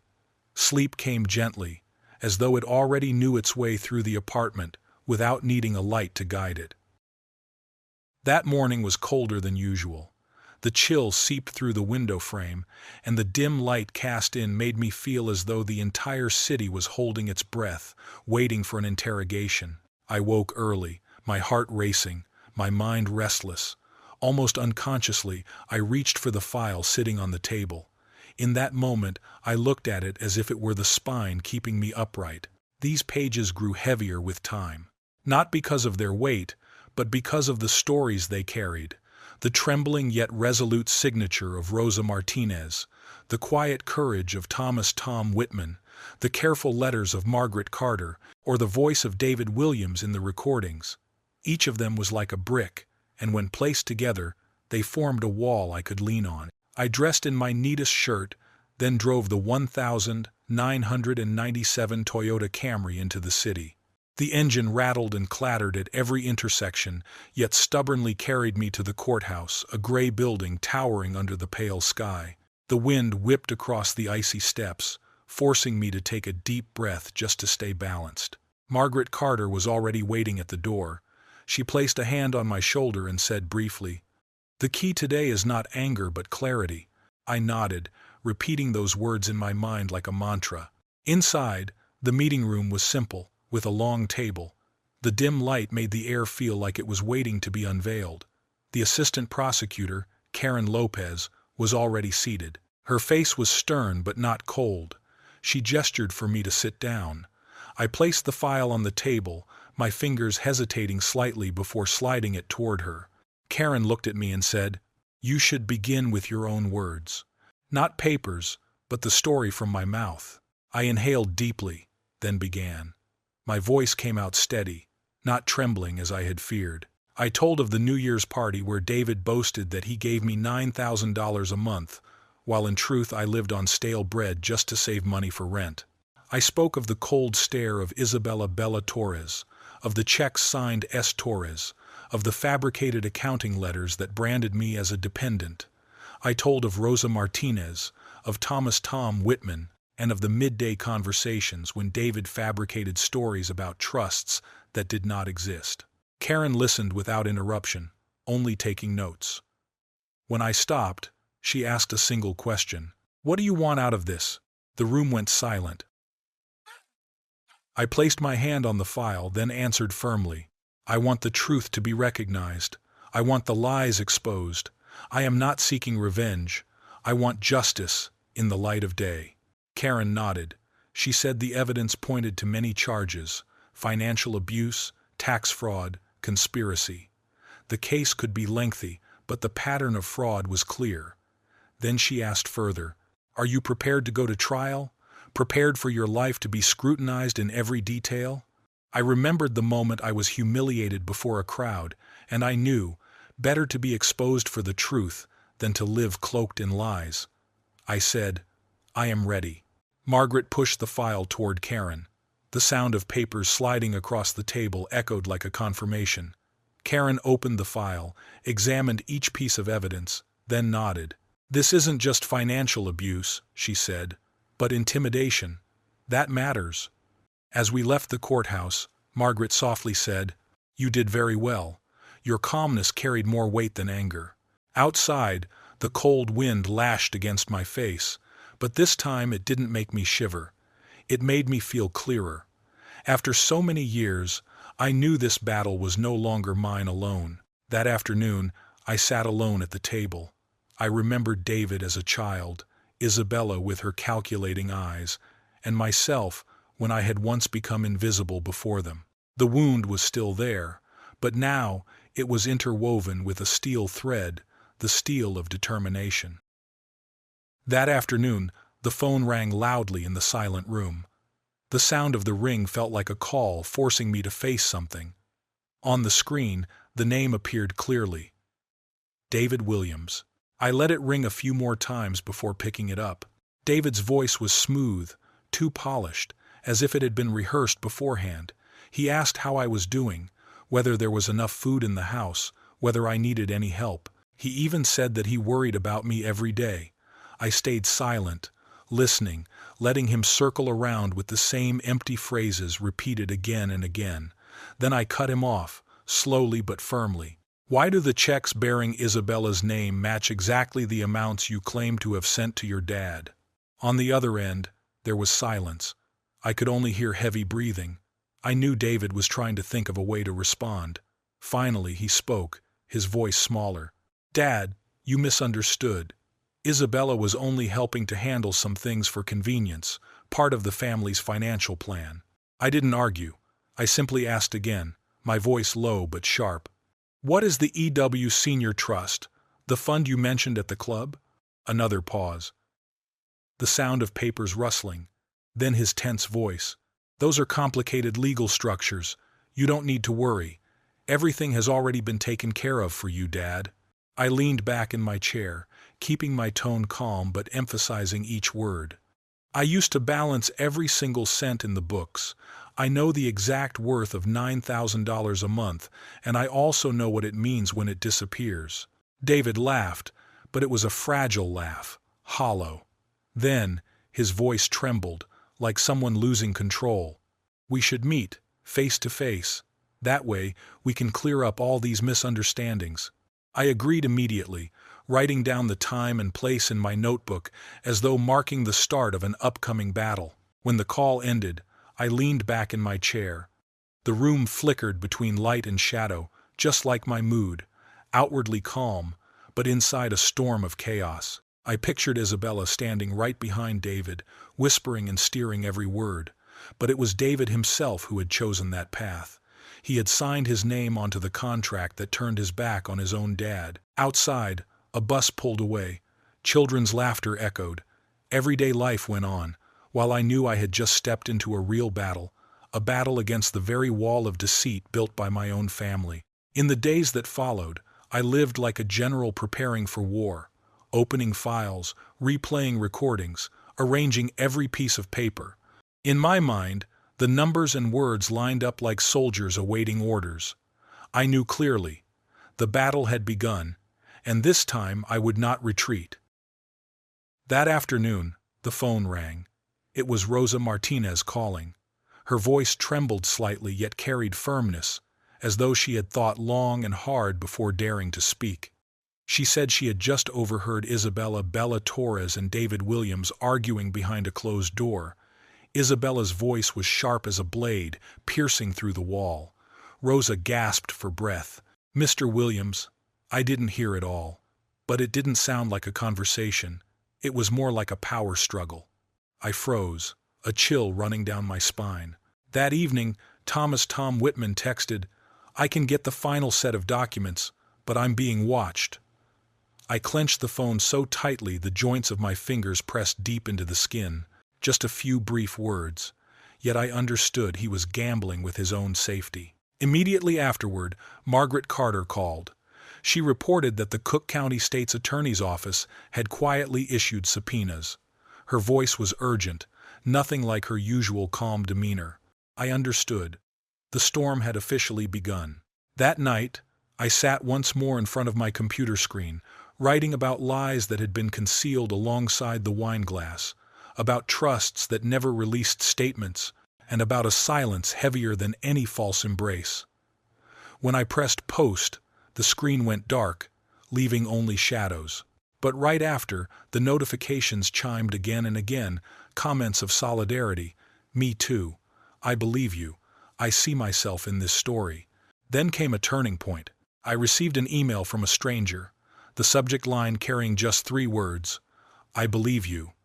The man recounted how many years earlier Isabella had deceived him in the same way. He lost everything and stayed silent out of shame. "But reading what you wrote, I realized I am not alone," he concluded.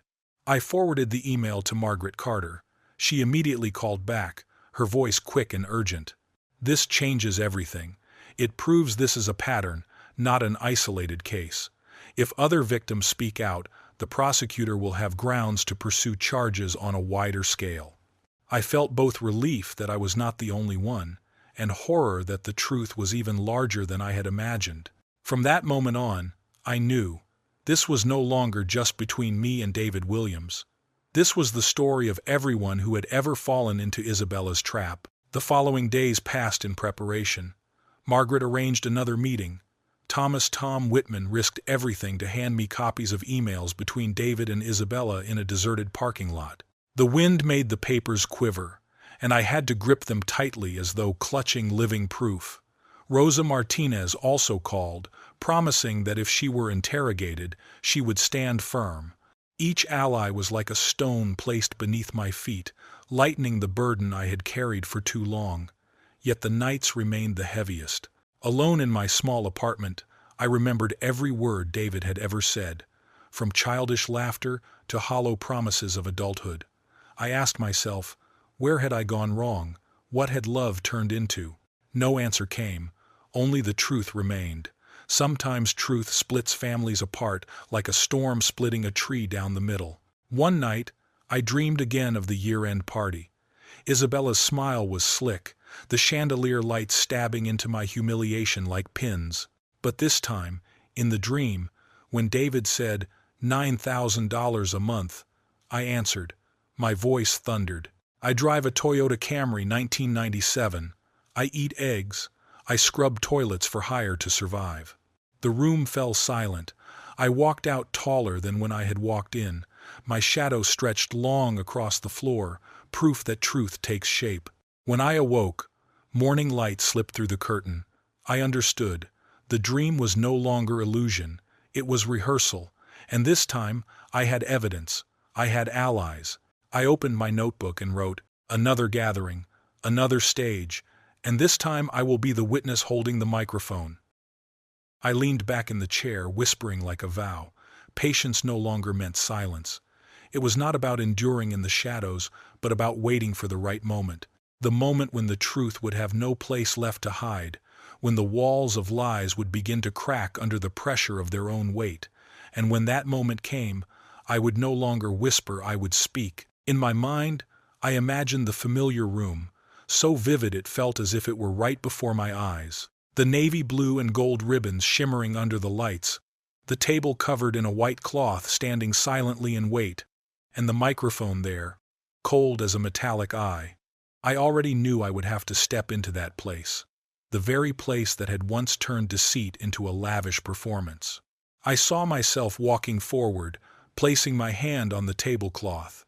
The linen's coolness made my hand tremble for a second, the veins rising sharply from tension, but only for a moment. Then my body steadied, my heartbeat slow and firm, as though I were training myself for the inevitable battle. At that moment, my son, together with his lies, entered in a gleaming suit, beneath the dazzling lights and the thunder of applause, celebrated like a king. Yet all of it was nothing but a hollow shell, a performance draped in false splendor.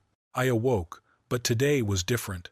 Tonight, the truth would walk in without music, without applause.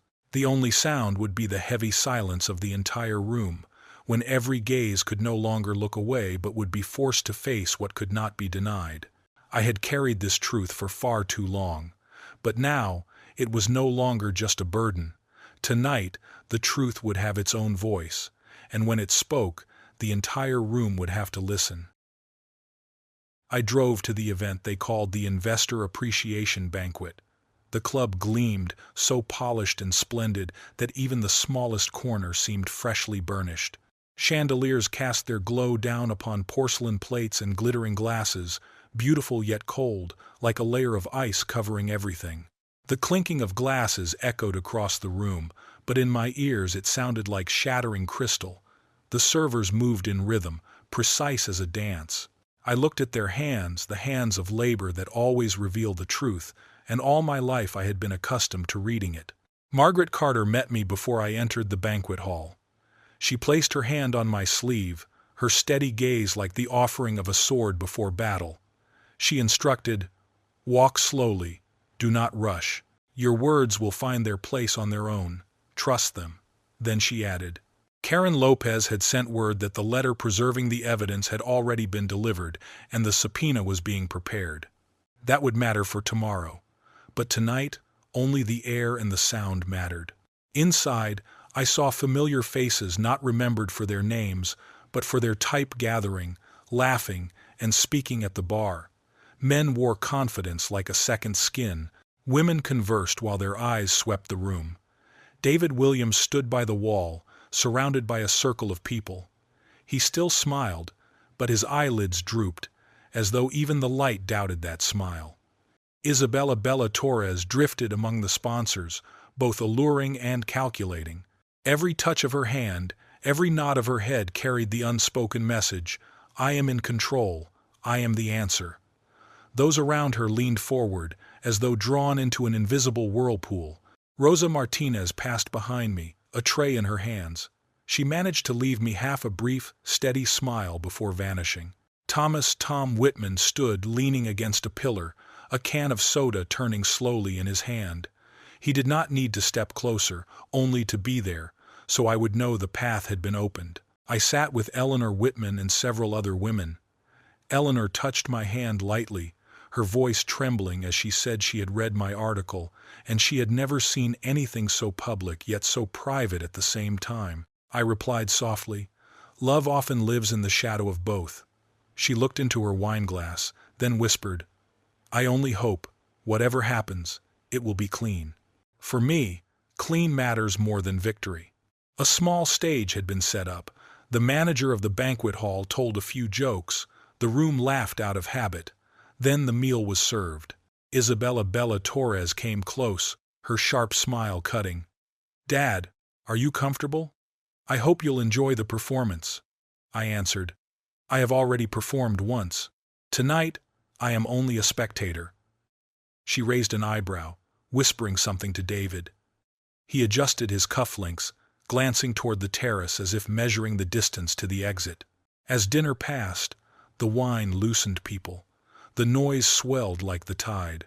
The band stopped, and the manager invited the host to speak.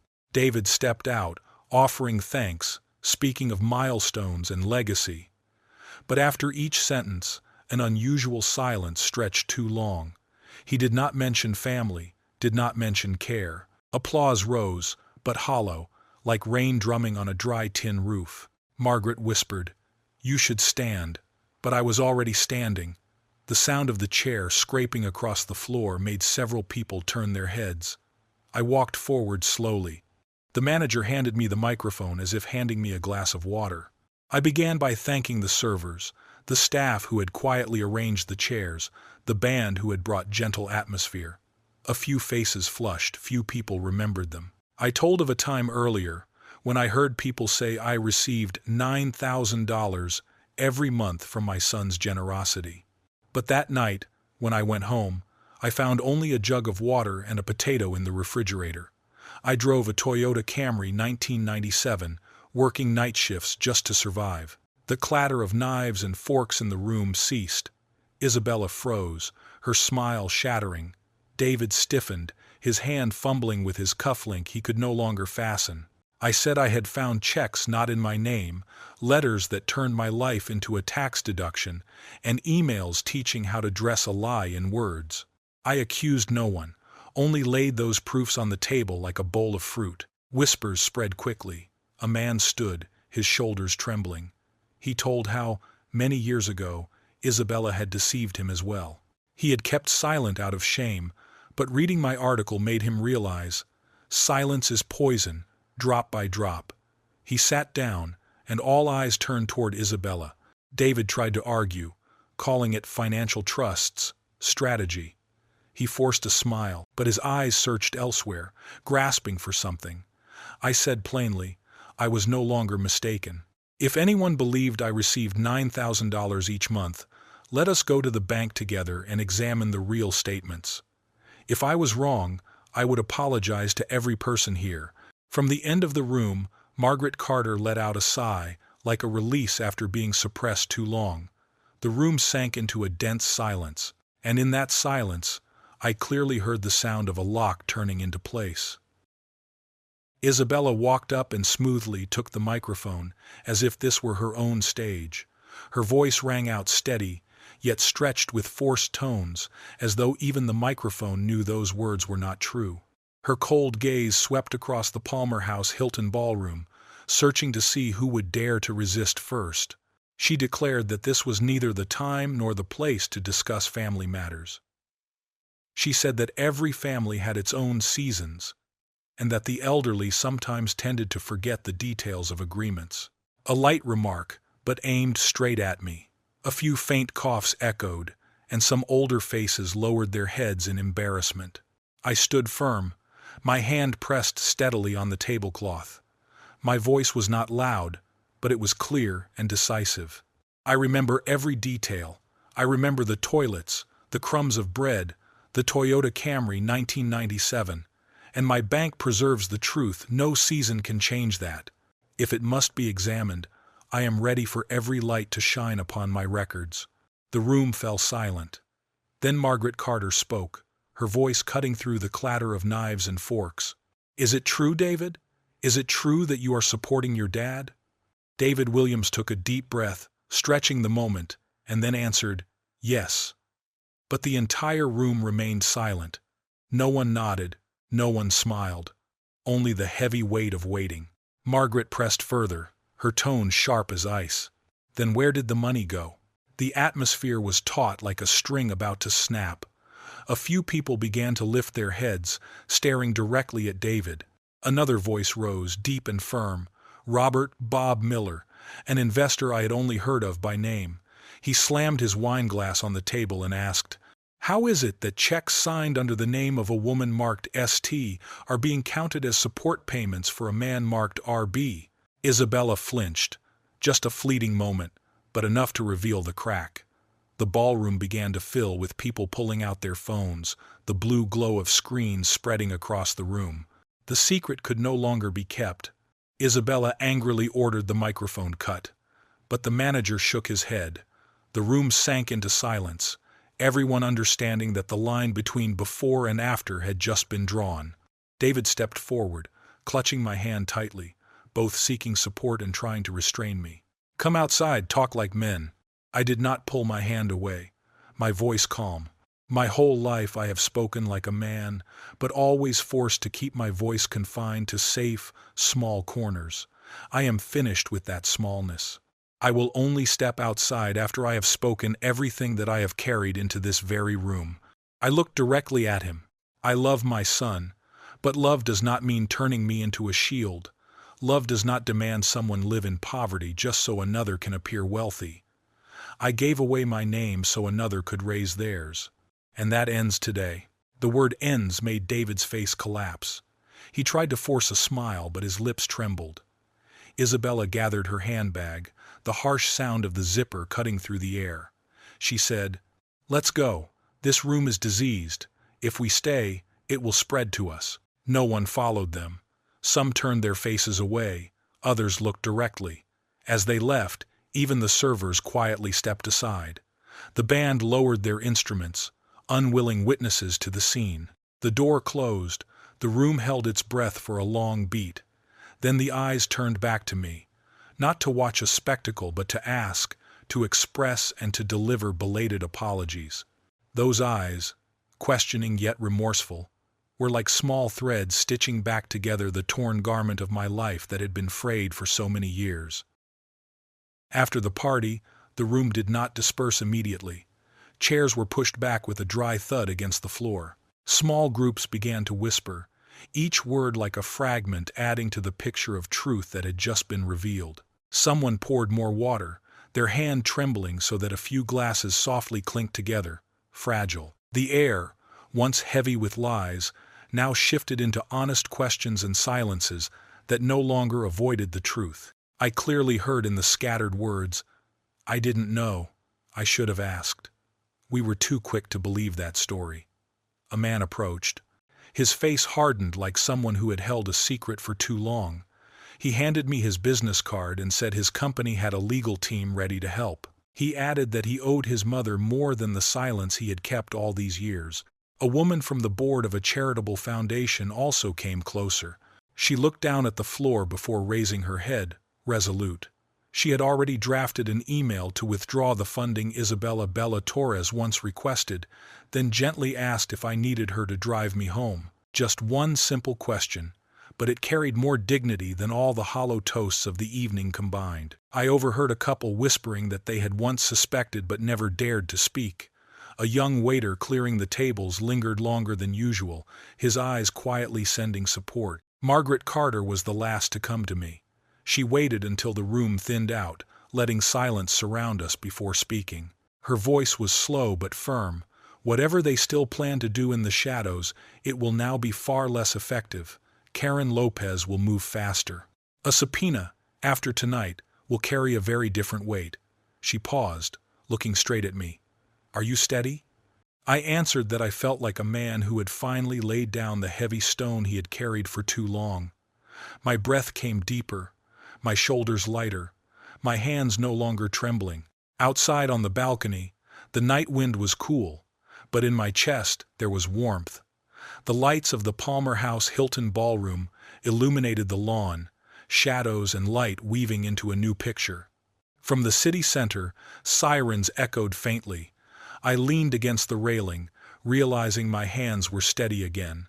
Rosa Martinez stepped out with a tray of coffee, the aroma drifting softly. She set the tray on the small table, standing beside me like two people waiting for the same bus. Her voice was quiet. "You did what I couldn't." I replied, "No, it was you who did what I couldn't. You dared to be brave, even when the cost was your rent." We needed no more words. In the parking lot, Margaret called me back. The sound of her heels tapped lightly on the floor, like the final punctuation of the night. She said she would carry this evening's story into rooms I would never step into. "That is my part," she said. I nodded. Let them hear clearly about the files and the light, more than any word about shame. She held my gaze, then smiled for the first time in many months. My Toyota Camry 1997 started on the second turn of the key. I drove slowly out of the ballroom courtyard, the yellow light stretching along the path. In the rearview mirror, the building looked smaller than when I had arrived. The road ahead opened wide. I did not turn on the radio. I let my mind replay every word I had spoken. The streetlights flashed across the windshield, underlining each sentence. I remembered the parts where my voice caught, so that next time I could speak them more clearly. That night I dozed off. The dream was no longer the brightly lit room and the false applause. I saw the field behind the small house, where David once was a child. The wind blew wildly, carrying the raw scent of grass, the boys' laughter ringing out like a bell. We used to fly kites there. When the wind was favorable, the kite soared high, holding steady in the sky. I held the string in one hand, the wooden handle in the other, letting the boy run ahead. I didn't shout a single word. The string quivered on its own, firm and even. I woke up with a start. My hand was still curled as though gripping an invisible string, my fingernails leaving red marks on my skin. The feeling was so real that I sat still for a long time, as if still holding my son's childhood in my palm. Morning light seeped through the curtains, sharp and cold, cutting the room into streaks of brightness and shadow. On the table, a cup of coffee steamed. I listened to my own breathing, the only rhythm still certain for the day ahead. I opened my notebook, folded the file, and wrote a few clear lines. I had asked to see the papers. I had promised to apologize if I was wrong. I had stood in a room where the music went silent and truth walked out on its own. I added one more sentence. The door has opened. Let the light do its work.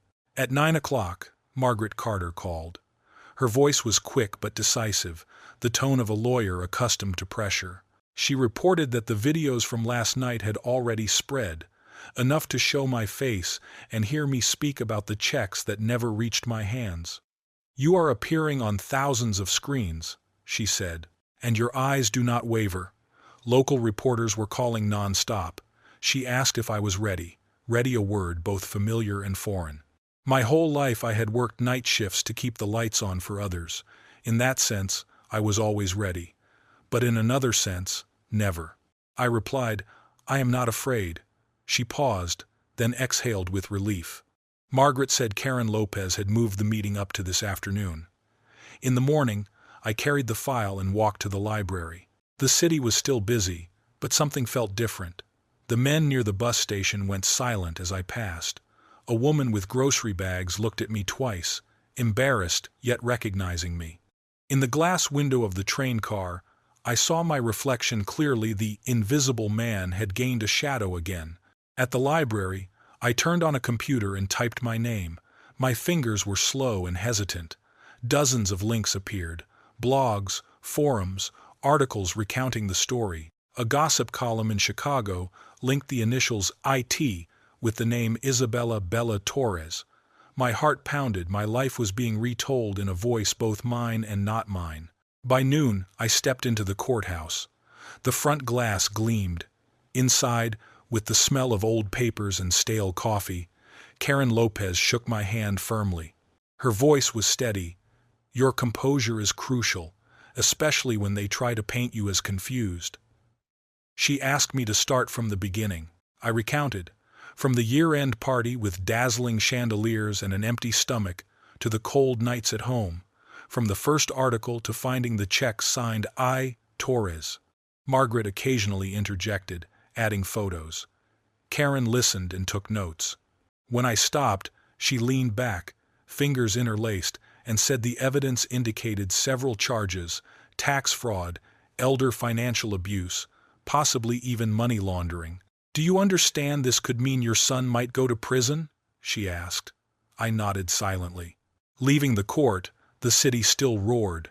Billboards flickered like reminders hanging in the sky. I felt lighter, as though I had just set down a heavy burden. That evening, Tom Whitman stopped by, carrying a bag of warm food. We ate together. He admitted he had once admired David, his polished ambition, his captivating smile. But when he saw that ambition turned into a weapon against his own dad, something inside him broke. He said slowly, I am proud of you. Those were once words I reserved for David. Late at night, the phone rang. An unknown number. I went against Margaret's advice and answered. David's voice tried to sound calm but faltered at the end of sentences. He asked why I wanted to destroy him. He said the video had driven investors away. Isabella had been humiliated. "Are you happy now?" he snapped. I answered, "I am not seeking joy. I am simply tired of lies." He said we could settle it privately. I told him he was the one who made it public, inventing money I had never received. Silence. Then he muttered, "You will regret this." The call ended. I sat for a long time by the window, streetlights bleeding into the room. I thought of the boy who once ran across the field, hand clutching the kite string. How had that boy become the man who now threatened his own dad? I stopped myself. Some questions have no healing answers. The next morning, the Chicago Morning News ran a front-page article, "Elder Financial Abuse Allegations Target Local Businessmen." The photo was of me at the microphone, my face so calm even I was surprised. The phone rang incessantly. Rosa Martinez texted, "I am with you." Margaret reported that many people were ready to testify. Robert Bob Miller sent an email with old documents linking Isabella to previous scams. The net had widened. I was no longer pulling it alone. In the afternoon, Margaret arrived, spreading out a thick stack of papers. Withdrawal records, spreadsheets of the Harbor Bridge Trust that did not exist, each page like a nail hammered into their own coffin. I asked, "Does David still have a chance to turn back?" Margaret was silent for a long time, then said, "Some people admit their mistakes, but often the pattern of deceit runs too deep. You must prepare for what comes next." I nodded. "I am ready." Night fell, traffic cutting across the streets. Messages kept arriving, words of thanks from strangers. A woman shared how her brother seized her pension. Another said her daughter-in-law controlled every check. They had once felt ashamed. Now they knew they were not alone. I understood. This battle was no longer only about David. It was for all the parents hidden behind polished stories, to prove that silence is not the final inheritance. Near dawn, urgent knocking rattled the door. I sprang up. The hallway light cut through the crack. Police officers stood there, badges glinting. They handed over a search warrant not for my home, but for David's office, his house, and the bank. I stood listening to their footsteps fade. The room felt colder. I boiled water, steam clouding the window pane. Margaret called while the coffee was still too hot to hold. "The teams are in place. Karen is coordinating 3 sites. Stay where you are and keep your phone on."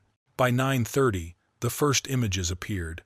A line of cars outside David's office, people carrying boxes of files. The company logo shone clear but meaningless. In a short clip, Isabella appeared, black coat, hair disheveled, speaking too quickly to a man with his head down. I had to look closely to recognize him, my son, smaller than ever before. Karen called. They had seized a ledger marked Harbor Bridge Trust, but no real accounts existed. Isabella handed over spreadsheets printed the night before. No pride left, only excuses. By noon, Margaret brought more files. Inside was a scanned signature of mine, falsified. The last letter in my surname was pressed flat, while I always lifted the pen there. A stranger wearing the costume of my handwriting. Heat rose in my neck. Margaret circled the signature. Now it's not only about money. This is about identity. The phone buzzed again. David called, his voice soft, feigning kindness. He said I was mistaken. That memory deceives. Margaret quickly wrote for me. "Ask where, when, which employee," I asked. He gave a date that did not match, a branch I had never visited, a name I had never heard. I noted it down and sent it to Karen.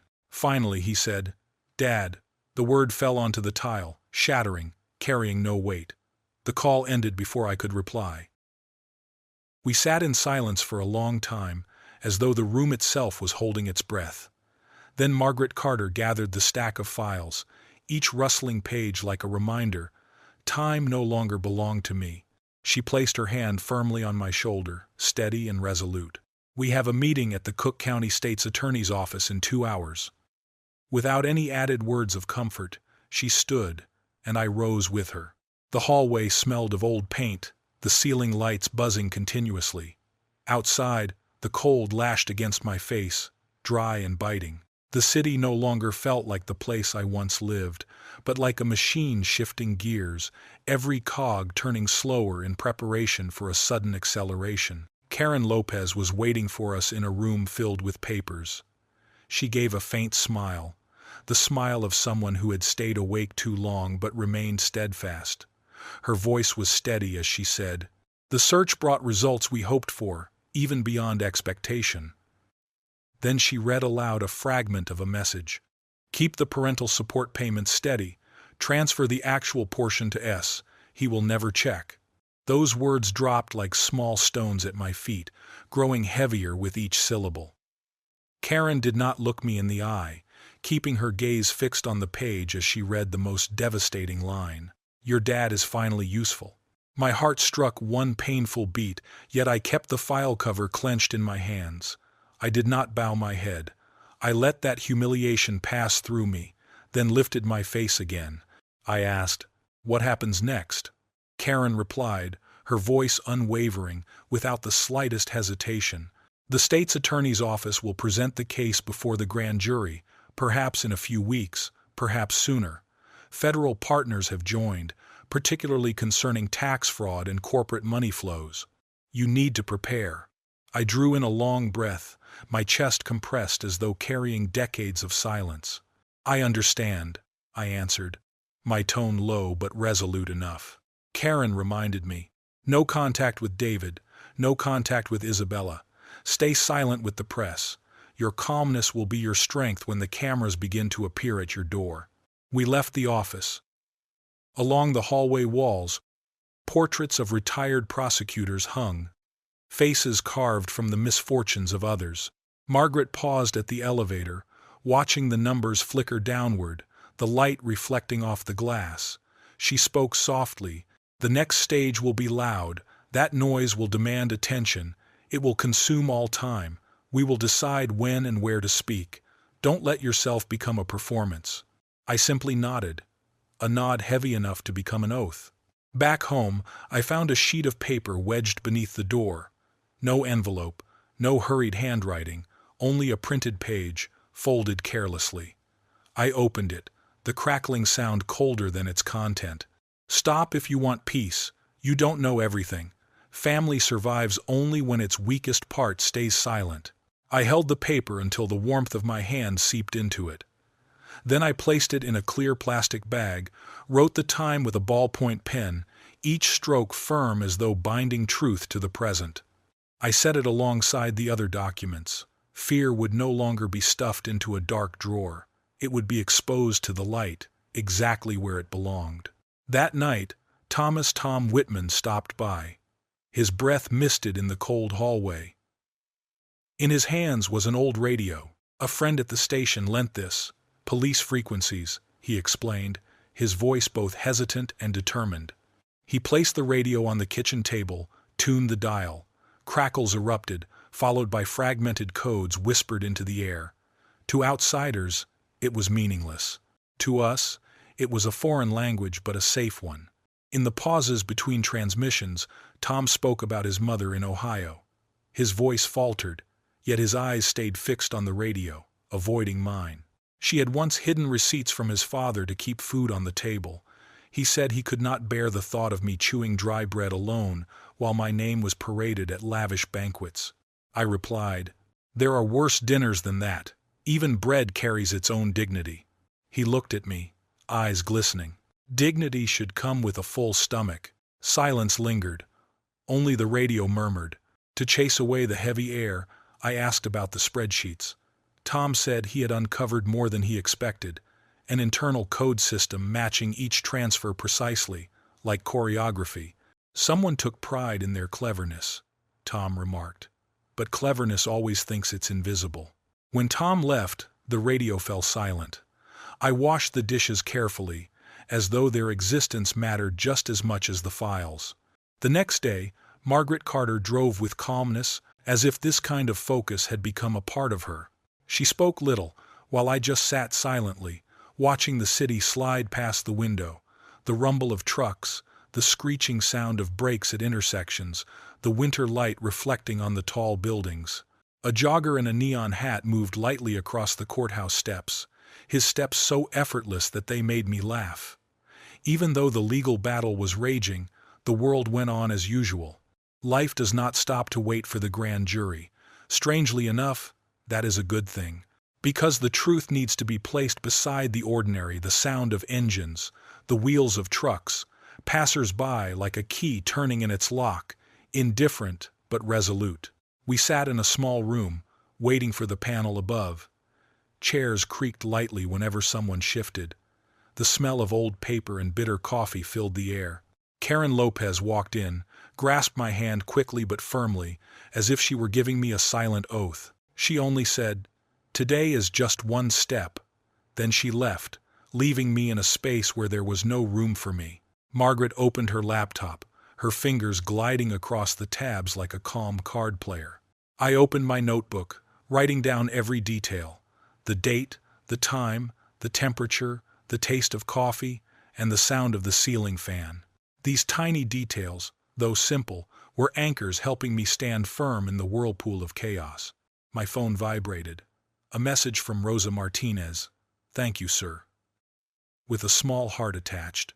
My heart sank, both relieved and heavy. I replied with a single word: courage. At that moment, I put the phone down, keeping the promise I had made to Karen: no distractions. A promise is also a form of courage, silent yet stronger than any speech. Margaret outlined the order of the witnesses: the bank employees first, then the accounting expert, followed by Rosa Martinez, and an employee of David Williams I had never heard of. After that would come the apartment manager, and if time allowed, they would review the recordings. She reminded me, "Today you will not go into the room. They only need the road, then they will drive themselves." The phone rang, an unknown number. A man's voice, identifying himself as the attorney for David Williams and Isabella Bella Torres, said they would send a letter accusing me of defamation through my posts. I held the phone away, as if distance could lessen the weight of the threat. Margaret typed back a short reply: acknowledged. All further correspondence should be sent directly to the Cook County State's Attorney's Office. When she pressed send, she looked up, smiling coldly, as if closing a door. "It's only noise," she said. The morning drifted by in vague waiting. The city outside remained busy: delivery trucks, coffee sellers, hands pushing glass doors. I thought of old friends at work, like Susan Collins arranging merchandise, her hands always moving, always with purpose. Labor does not need an audience, yet it is real. Thinking about that made the waiting feel less heavy. Karen returned near noon, her eyes bright but her voice still restrained. "The bank records match. The surveillance tape is effective." The panel listened in silence, silence like a stone placed on the table. Rosa was steady. She repeated the word steady, as if now it had grown large enough to stand on its own. We ate sandwiches, laughing when mustard spilled out. Margaret told us about her first time in a courtroom, her legs trembling in high heels. I told them about the first time I flew a kite with David Williams, thinking I understood the wind, but realizing it was the string that truly taught me. We shared these small memories until the door opened, and an investigator stepped in to request the original files. He signed the receipt carefully, and then I handed over the stack of papers, a strange sadness welling up inside me, as though I had just given away a part of my own body. The rustling sound of papers filled the air as Margaret Carter closed the file, like a final punctuation mark to the long months of investigation. She looked up, her voice calm yet clear. "The jury has returned indictments for all the major charges: elder financial abuse, tax fraud, forgery, and conspiracy." Those words fell like a heavy stone, and I sat there, motionless, hearing my heart pounding. She said that the indictments had not yet been made public, but it would not be long. She advised me not to make any statements to the press, because the work was not yet finished. Margaret placed her hand over mine, giving a gentle squeeze like a gesture of encouragement. Although her hand was dry and sinewy, within that squeeze I felt determination, as if she were anchoring me to the ground in the midst of a great battle. Outside, the winter sunlight streamed through the glass, bright and sharp as though it wanted to expose everything. Margaret suggested we take a walk before getting into the car. We passed by luxury shops, then came to a bakery where the sweet scent of butter overwhelmed even the noise of the traffic outside. Margaret did not ask if I wanted something to eat. She simply bought me a loaf of bread and placed it into my hand, her eyes giving a silent reminder that I needed to continue nourishing myself. "Eat," that was all she said. I took a bite, the salty warmth of the bread helping to steady my trembling. It felt as though I was slowly regaining my balance. We turned a corner and met Tom Whitman. He stood with his back leaning casually against a post, his posture relaxed but his eyes sharp, studying me as though searching for a sign from that morning's hearing. "There are rumors starting to spread in the office," Tom said. "People are saying David Williams is about to resign." He paused for a moment, then added, "For the first time, the surprise no longer belongs to us. But to him." He said he had already prepared everything necessary, that no matter what happened, he had secured a new job. I told him he had already done enough. He shook his head. I am only doing what fate has placed before me." When I returned to the apartment, I found a stack of envelopes at the door. They lay still, their edges creased, as though signaling that the world outside was gradually shifting in my favor. Some envelopes came from newspaper offices. One letter from the bank where I had once held an account. They informed me that my security protocol had been updated and that an alert would be triggered if anyone attempted to open an account under my name without my presence. I read the letter, each word like a belated acknowledgement from a system that had once been indifferent to people like me. It felt like a small apology, printed from a massive machine never designed for the invisible. I brewed a cup of coffee, my fingers brushing the hot ceramic. That simple act made me feel safer than any verdict could. The steam rose and disappeared, yet left behind the sense that truth was the same, invisible as it faded, but undeniable in its existence. I sat for a long time, letting the warmth spread through my chest before taking careful sips of coffee. This journey was never about explosive joy or celebrated victories. It was a quiet restoration, step by step, of the contours that had been worn away by years of forced endurance. I felt myself gradually regaining my full shape, no longer distorted by layers of lies. The world was not immediately kind, but in a few rooms, truth had spoken. And that alone was enough for a dad to keep walking forward, without bowing his head. The night before the trial, the female reporter I had once met at the library called again.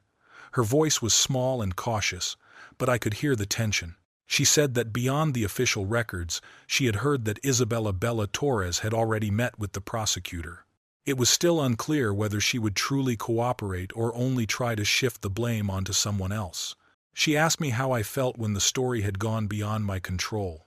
I replied, "Like watching the river rise after a storm, grateful for the water, yet afraid it will sweep away what I have not had the chance to save." She was silent for a moment, thanked me, and said she would write that sentence in her notebook, even if it might never appear in print. Before sleeping, I received a message from an unknown number in Fort Worth. The man wrote that many years ago he had given money to a woman named Sophie and then hid his shame behind jokes. Tomorrow he would meet with Karen Lopez. He said that the calm tone of my voice was like the hook pulling him up from under the water. I read the message many times, not to flatter myself, but to feel the courage that had just been carried to me through a stranger. I whispered the sentence I had once written, "The door has opened, let the light do its work," then added, "I will not let the door close again." The next morning, the courthouse looked like a film set just built. Television trucks lined the street, green tents covered the cameras, and everyone moved quickly yet carefully, aware that every step was being recorded. I clutched the stack of documents under my arm. The originals were already locked in Karen Lopez's safe, but I still wanted to hold the copies for steadiness, like holding a shield. Margaret Carter met me at the corner, leading me through the side entrance. She touched my elbow lightly, reminding me I was not alone.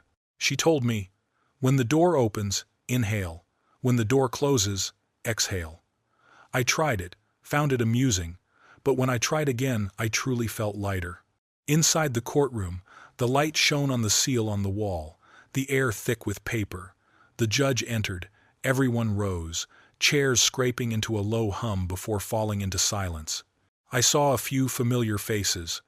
Margaret sat near the aisle, notebook on her lap. Susan Collins had taken the morning off and sat in the second row. Rosa Martinez sat where she could be easily called.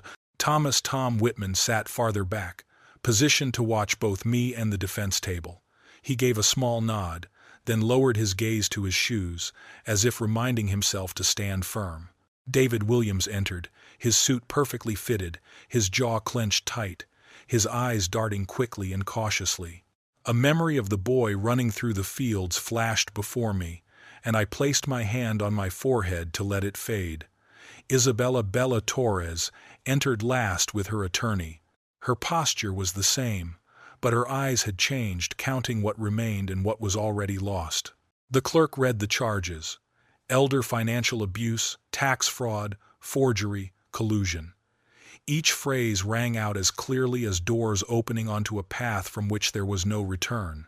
Karen Lopez testified first. Her voice was neither high nor low, but steady. She presented the documents, the recordings, and the path of the money. She used the word dignity when speaking about the elderly. My throat tightened. She concluded, the evidence would show that the defendants used the names of parents as tools to open accounts that did not belong to them. David Williams's lawyer rose, his voice smooth. He said families are complicated, mistakes can easily be misunderstood as crimes, that this was merely a case of a father misremembering and a son trying to cope. When he emphasized misremembering, one juror furrowed his brow, another tapped a pen lightly on the table. Isabella's lawyer spoke next. He was more hesitant. He argued that his client only acted on her husband's instructions, relying on expert advice, and had been pulled into a father-son conflict. He even accused the authorities of targeting a marriage simply because the father had spoken out. The first witness was a bank employee. His hand shook slightly as he turned the documents, but his voice was clear. He explained the procedures of signatures, seals, approvals. Surveillance footage was shown. Isabella stepping out with a stack of files. A strange man using a seal that was later proven to be fake. The entire room froze. Next came a financial legal expert. He displayed charts, tracing the movement of the money, from David Williams's company into his personal account, into the real estate company, then withdrawn in cash matching the fabricated support payments. The prosecutor displayed a forged signature bearing my name, zoomed in on the final stroke pressed flat, and said, "He always lifts his pen here. This is not his signature." The courtroom fell into dead silence. The jury maintained neutral faces, but I noticed some leaning forward, others clasping their hands tightly. I understood then that the weight of truth was pulling everything back into its rightful place. The layers of lies had begun to crack, right there in the very place where they had once been built. At noon, the court recessed. The hallway stretched long, pale under the white fluorescent lights. Footsteps echoed sharp and cold. Whispers clung to the corners of the walls. Margaret stepped forward, handing me a bag of walnuts as a quiet gesture of encouragement. Susan Collins placed her hand on mine, gave a gentle squeeze, and spoke just one word: proud. I wanted to say, "Don't be, I was only doing what anyone should do," but then I nodded, "Thank you." I understood refusing a heartfelt gesture does not make the world any more honest. Back in the courtroom, the air was heavier. The prosecution called Rosa Martinez. She stepped onto the stand, clearly prepared. She took the oath, her hands clasped together to steady herself. Karen Lopez asked the questions. Rosa testified about the monthly checks made out to S. Torres, the invoices routed through shell companies, and the messages she once sent to warn me when Isabella Bella Torres appeared near the office. The defense lawyer pressed on her fear of losing her job, on her personal feelings toward Isabella. Rosa's voice remained steady. "I needed the job, but I told the truth. Necessity does not make truth smaller." The whole room fell silent. That single statement was strong enough to withstand every attack. Then it was Thomas Tom Whitman's turn. He stood tall, looked directly at the jury, and spoke slowly and firmly about how he printed the emails, how the collection had been done legally. When accused of being a disgruntled employee, he nodded. Yes, I was disgruntled. Disgruntled at theft. Disgruntled at using one's own dad to cover it up. The courtroom grew still. His calmness was its own weight. Then came the turning point. Isabella stepped onto the stand, pale lipstick, her hair carefully combed. Her lawyer asked her gently about errands, duties, pressures. She answered smoothly. Karen Lopez rose. Where did the idea of the Harbor Bridge Trust begin? Isabella swallowed hard. In a conversation with an accountant. Was the spreadsheet titled Harbor Bridge Trust created to reflect reality or to construct another reality? Isabella lowered her gaze. We thought it would help with planning. Help whom? She hesitated, then spoke softly. Help us. Karen continued. She asked about the surveillance tape, the bank branch, the notary stamp error. Isabella named a subcontractor, someone who had since disappeared. Karen produced a message. Your dad finally became useful. Isabella closed her eyes and nodded. I wrote it. That day I was angry. I didn't mean to harm anyone. They only reflect the records, not the heart. The room murmured quietly. Then it was my turn. When my name was called, all eyes turned. I had practiced with Margaret Carter for hours so that each sentence would stand firm. At Karen's request, I described my work.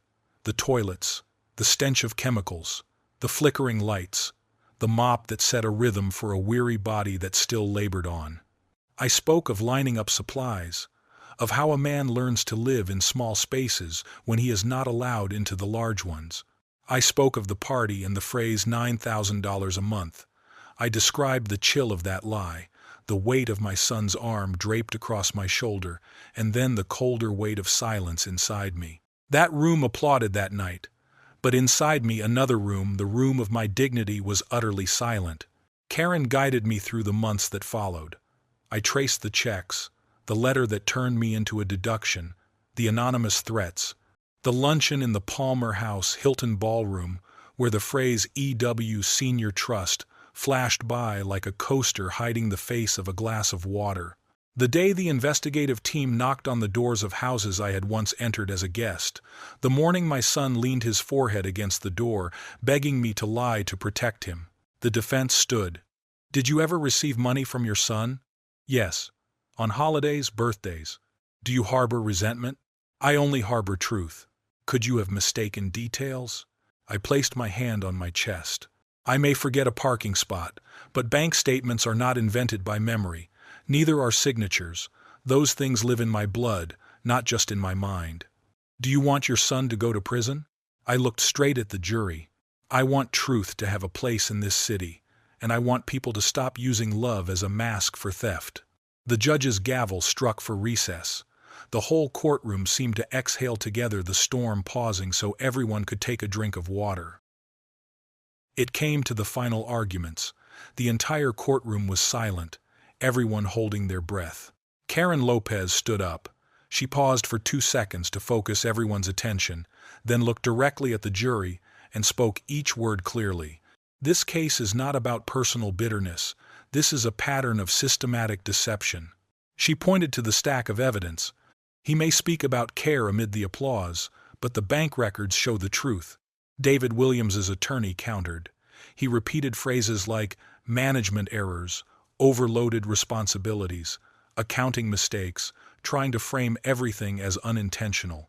But in the face of the clear evidence, those words grew weak.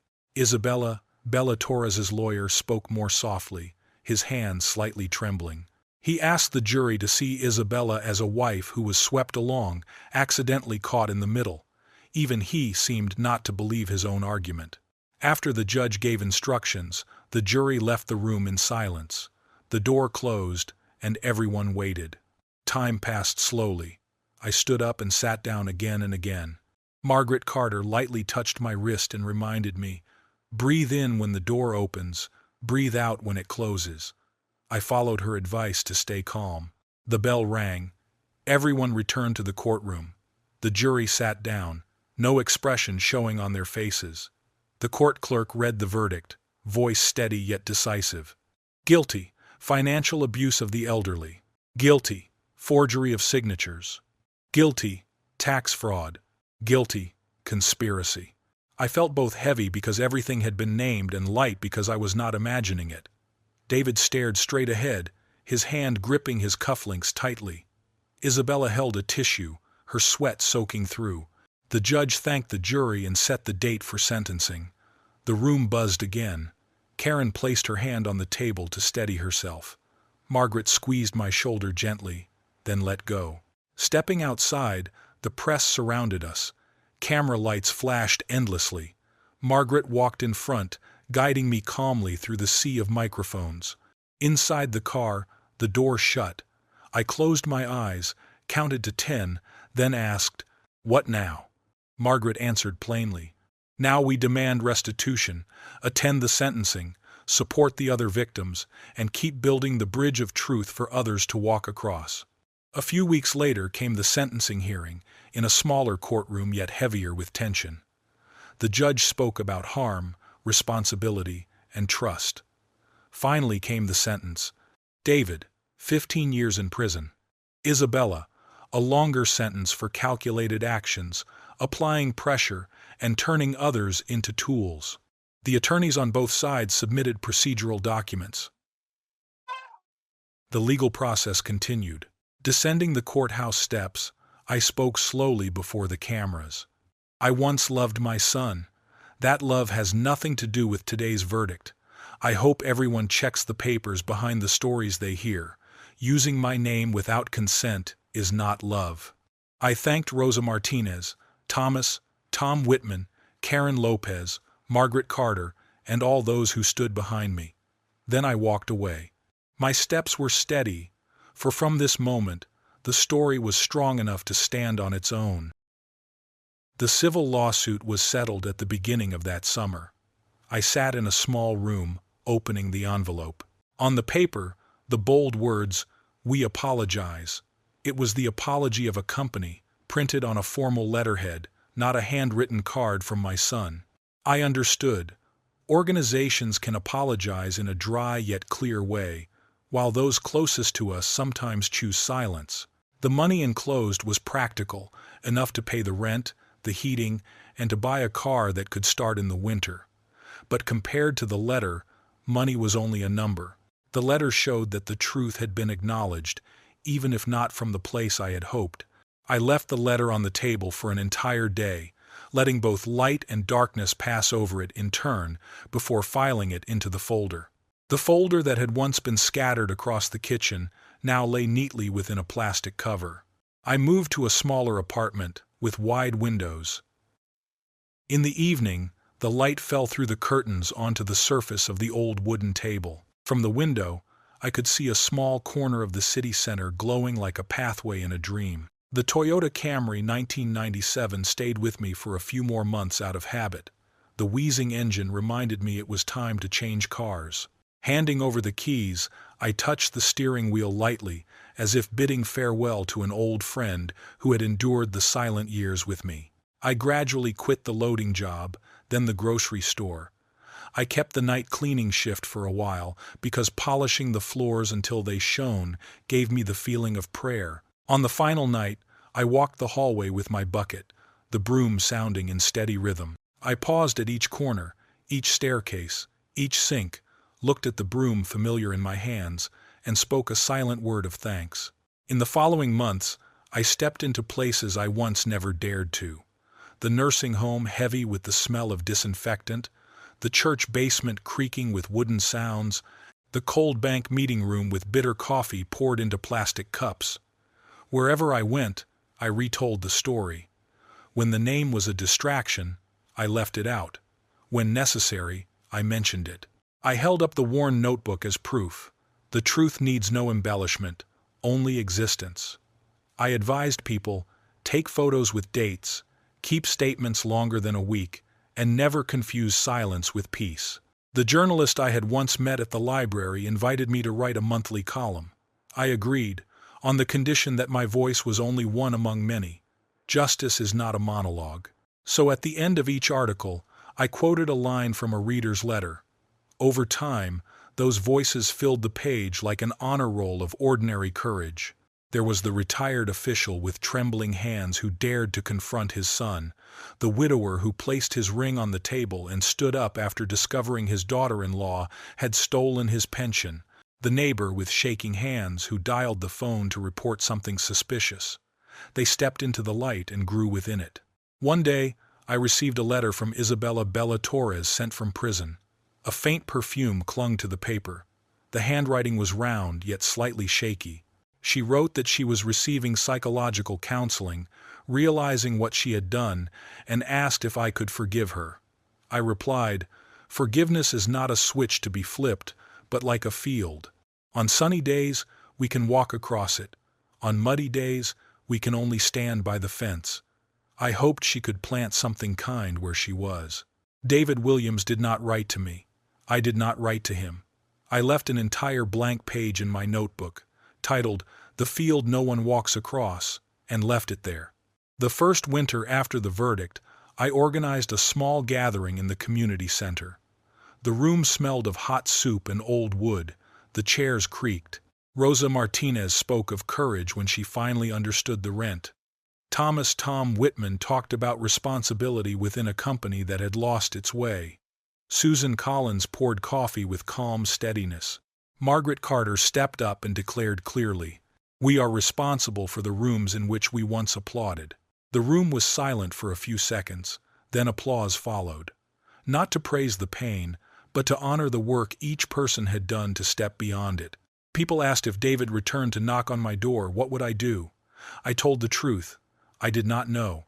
Some days I might open the door, invite him in, and let silence do the speaking. Other days I might speak through the door so that both of us remained safe. Love does not erase consequences. Consequences do not erase love. I learned how to hold both without dropping either. One cold morning, I sat in the park. A little girl taught her grandfather how to take a picture with a phone. He laughed when he saw his face on the screen. She laughed too. The light shining on their smiles made me feel a small ache, but a larger gratitude. Life can crack, and it is through the cracks that the light enters. If you've listened this far, you understand what I mean. If someone uses your name for their convenience, demand paperwork. If someone shows concern in front of a crowd, ask where and when that concern touches your life. If shame is the last thing keeping you from speaking the truth, set it down. Shame is a poor gatekeeper. Fear is worse. Walk with someone who carries a notebook. Walk with someone with a steady voice. Breathe in before the door. Exhale as you open it. I am 59 years old. The suit I wear is mine. The sleeves fit. The collar breathes easily. When I step into the rooms that once turned me into a prop, I carry my name like good bread, placed firmly on my chest. I shake hands. I sit down. I listen, and sometimes I stand. I tell the story as a laborer tells it, no smoke, no mirrors, only the clarity that can sustain a human being. Before closing, I want to acknowledge those who steadied me when the room tilted. Margaret Carter, hands laid into the law, eyes holding the breath steady. Karen Lopez, quiet persistence. Truth has muscles when exercised. Rosa Martinez, signing her name today and going to work tomorrow, because courage also pays the rent. Tom Whitman, printing what needed printing and sleeping with a settled heart. Susan Collins, labeling carefully as though looking at a loved one's face. Eleanor Whitman, the one who knew that applause is responsibility, not entertainment. The journalist carried those voices into print so that those in need could find them. Emails from strangers turned my kitchen into a place of warm echoes. Even if I could not spell your name, I still mentioned you in my home with gratitude. The final page in that notebook from that time I framed and placed on the table. On it was the sentence I wrote the night before the grand jury cast its vote. The door has opened. Let the light do its work. Below it, I added, do not let the door close again. That is the work we do together. That is the work I will do as long as I breathe. And that is the work I ask you to help with by paying attention to the small details in your life and in the life of the one you love. If one day you hear your name turned into a prop in a story that is not yours, remember, you have the right to reclaim it. No permission needed. Just step into the light. Speak until the sound reaches the last row, the very place where the one who most needs to hear it is sitting. You can restore the truth.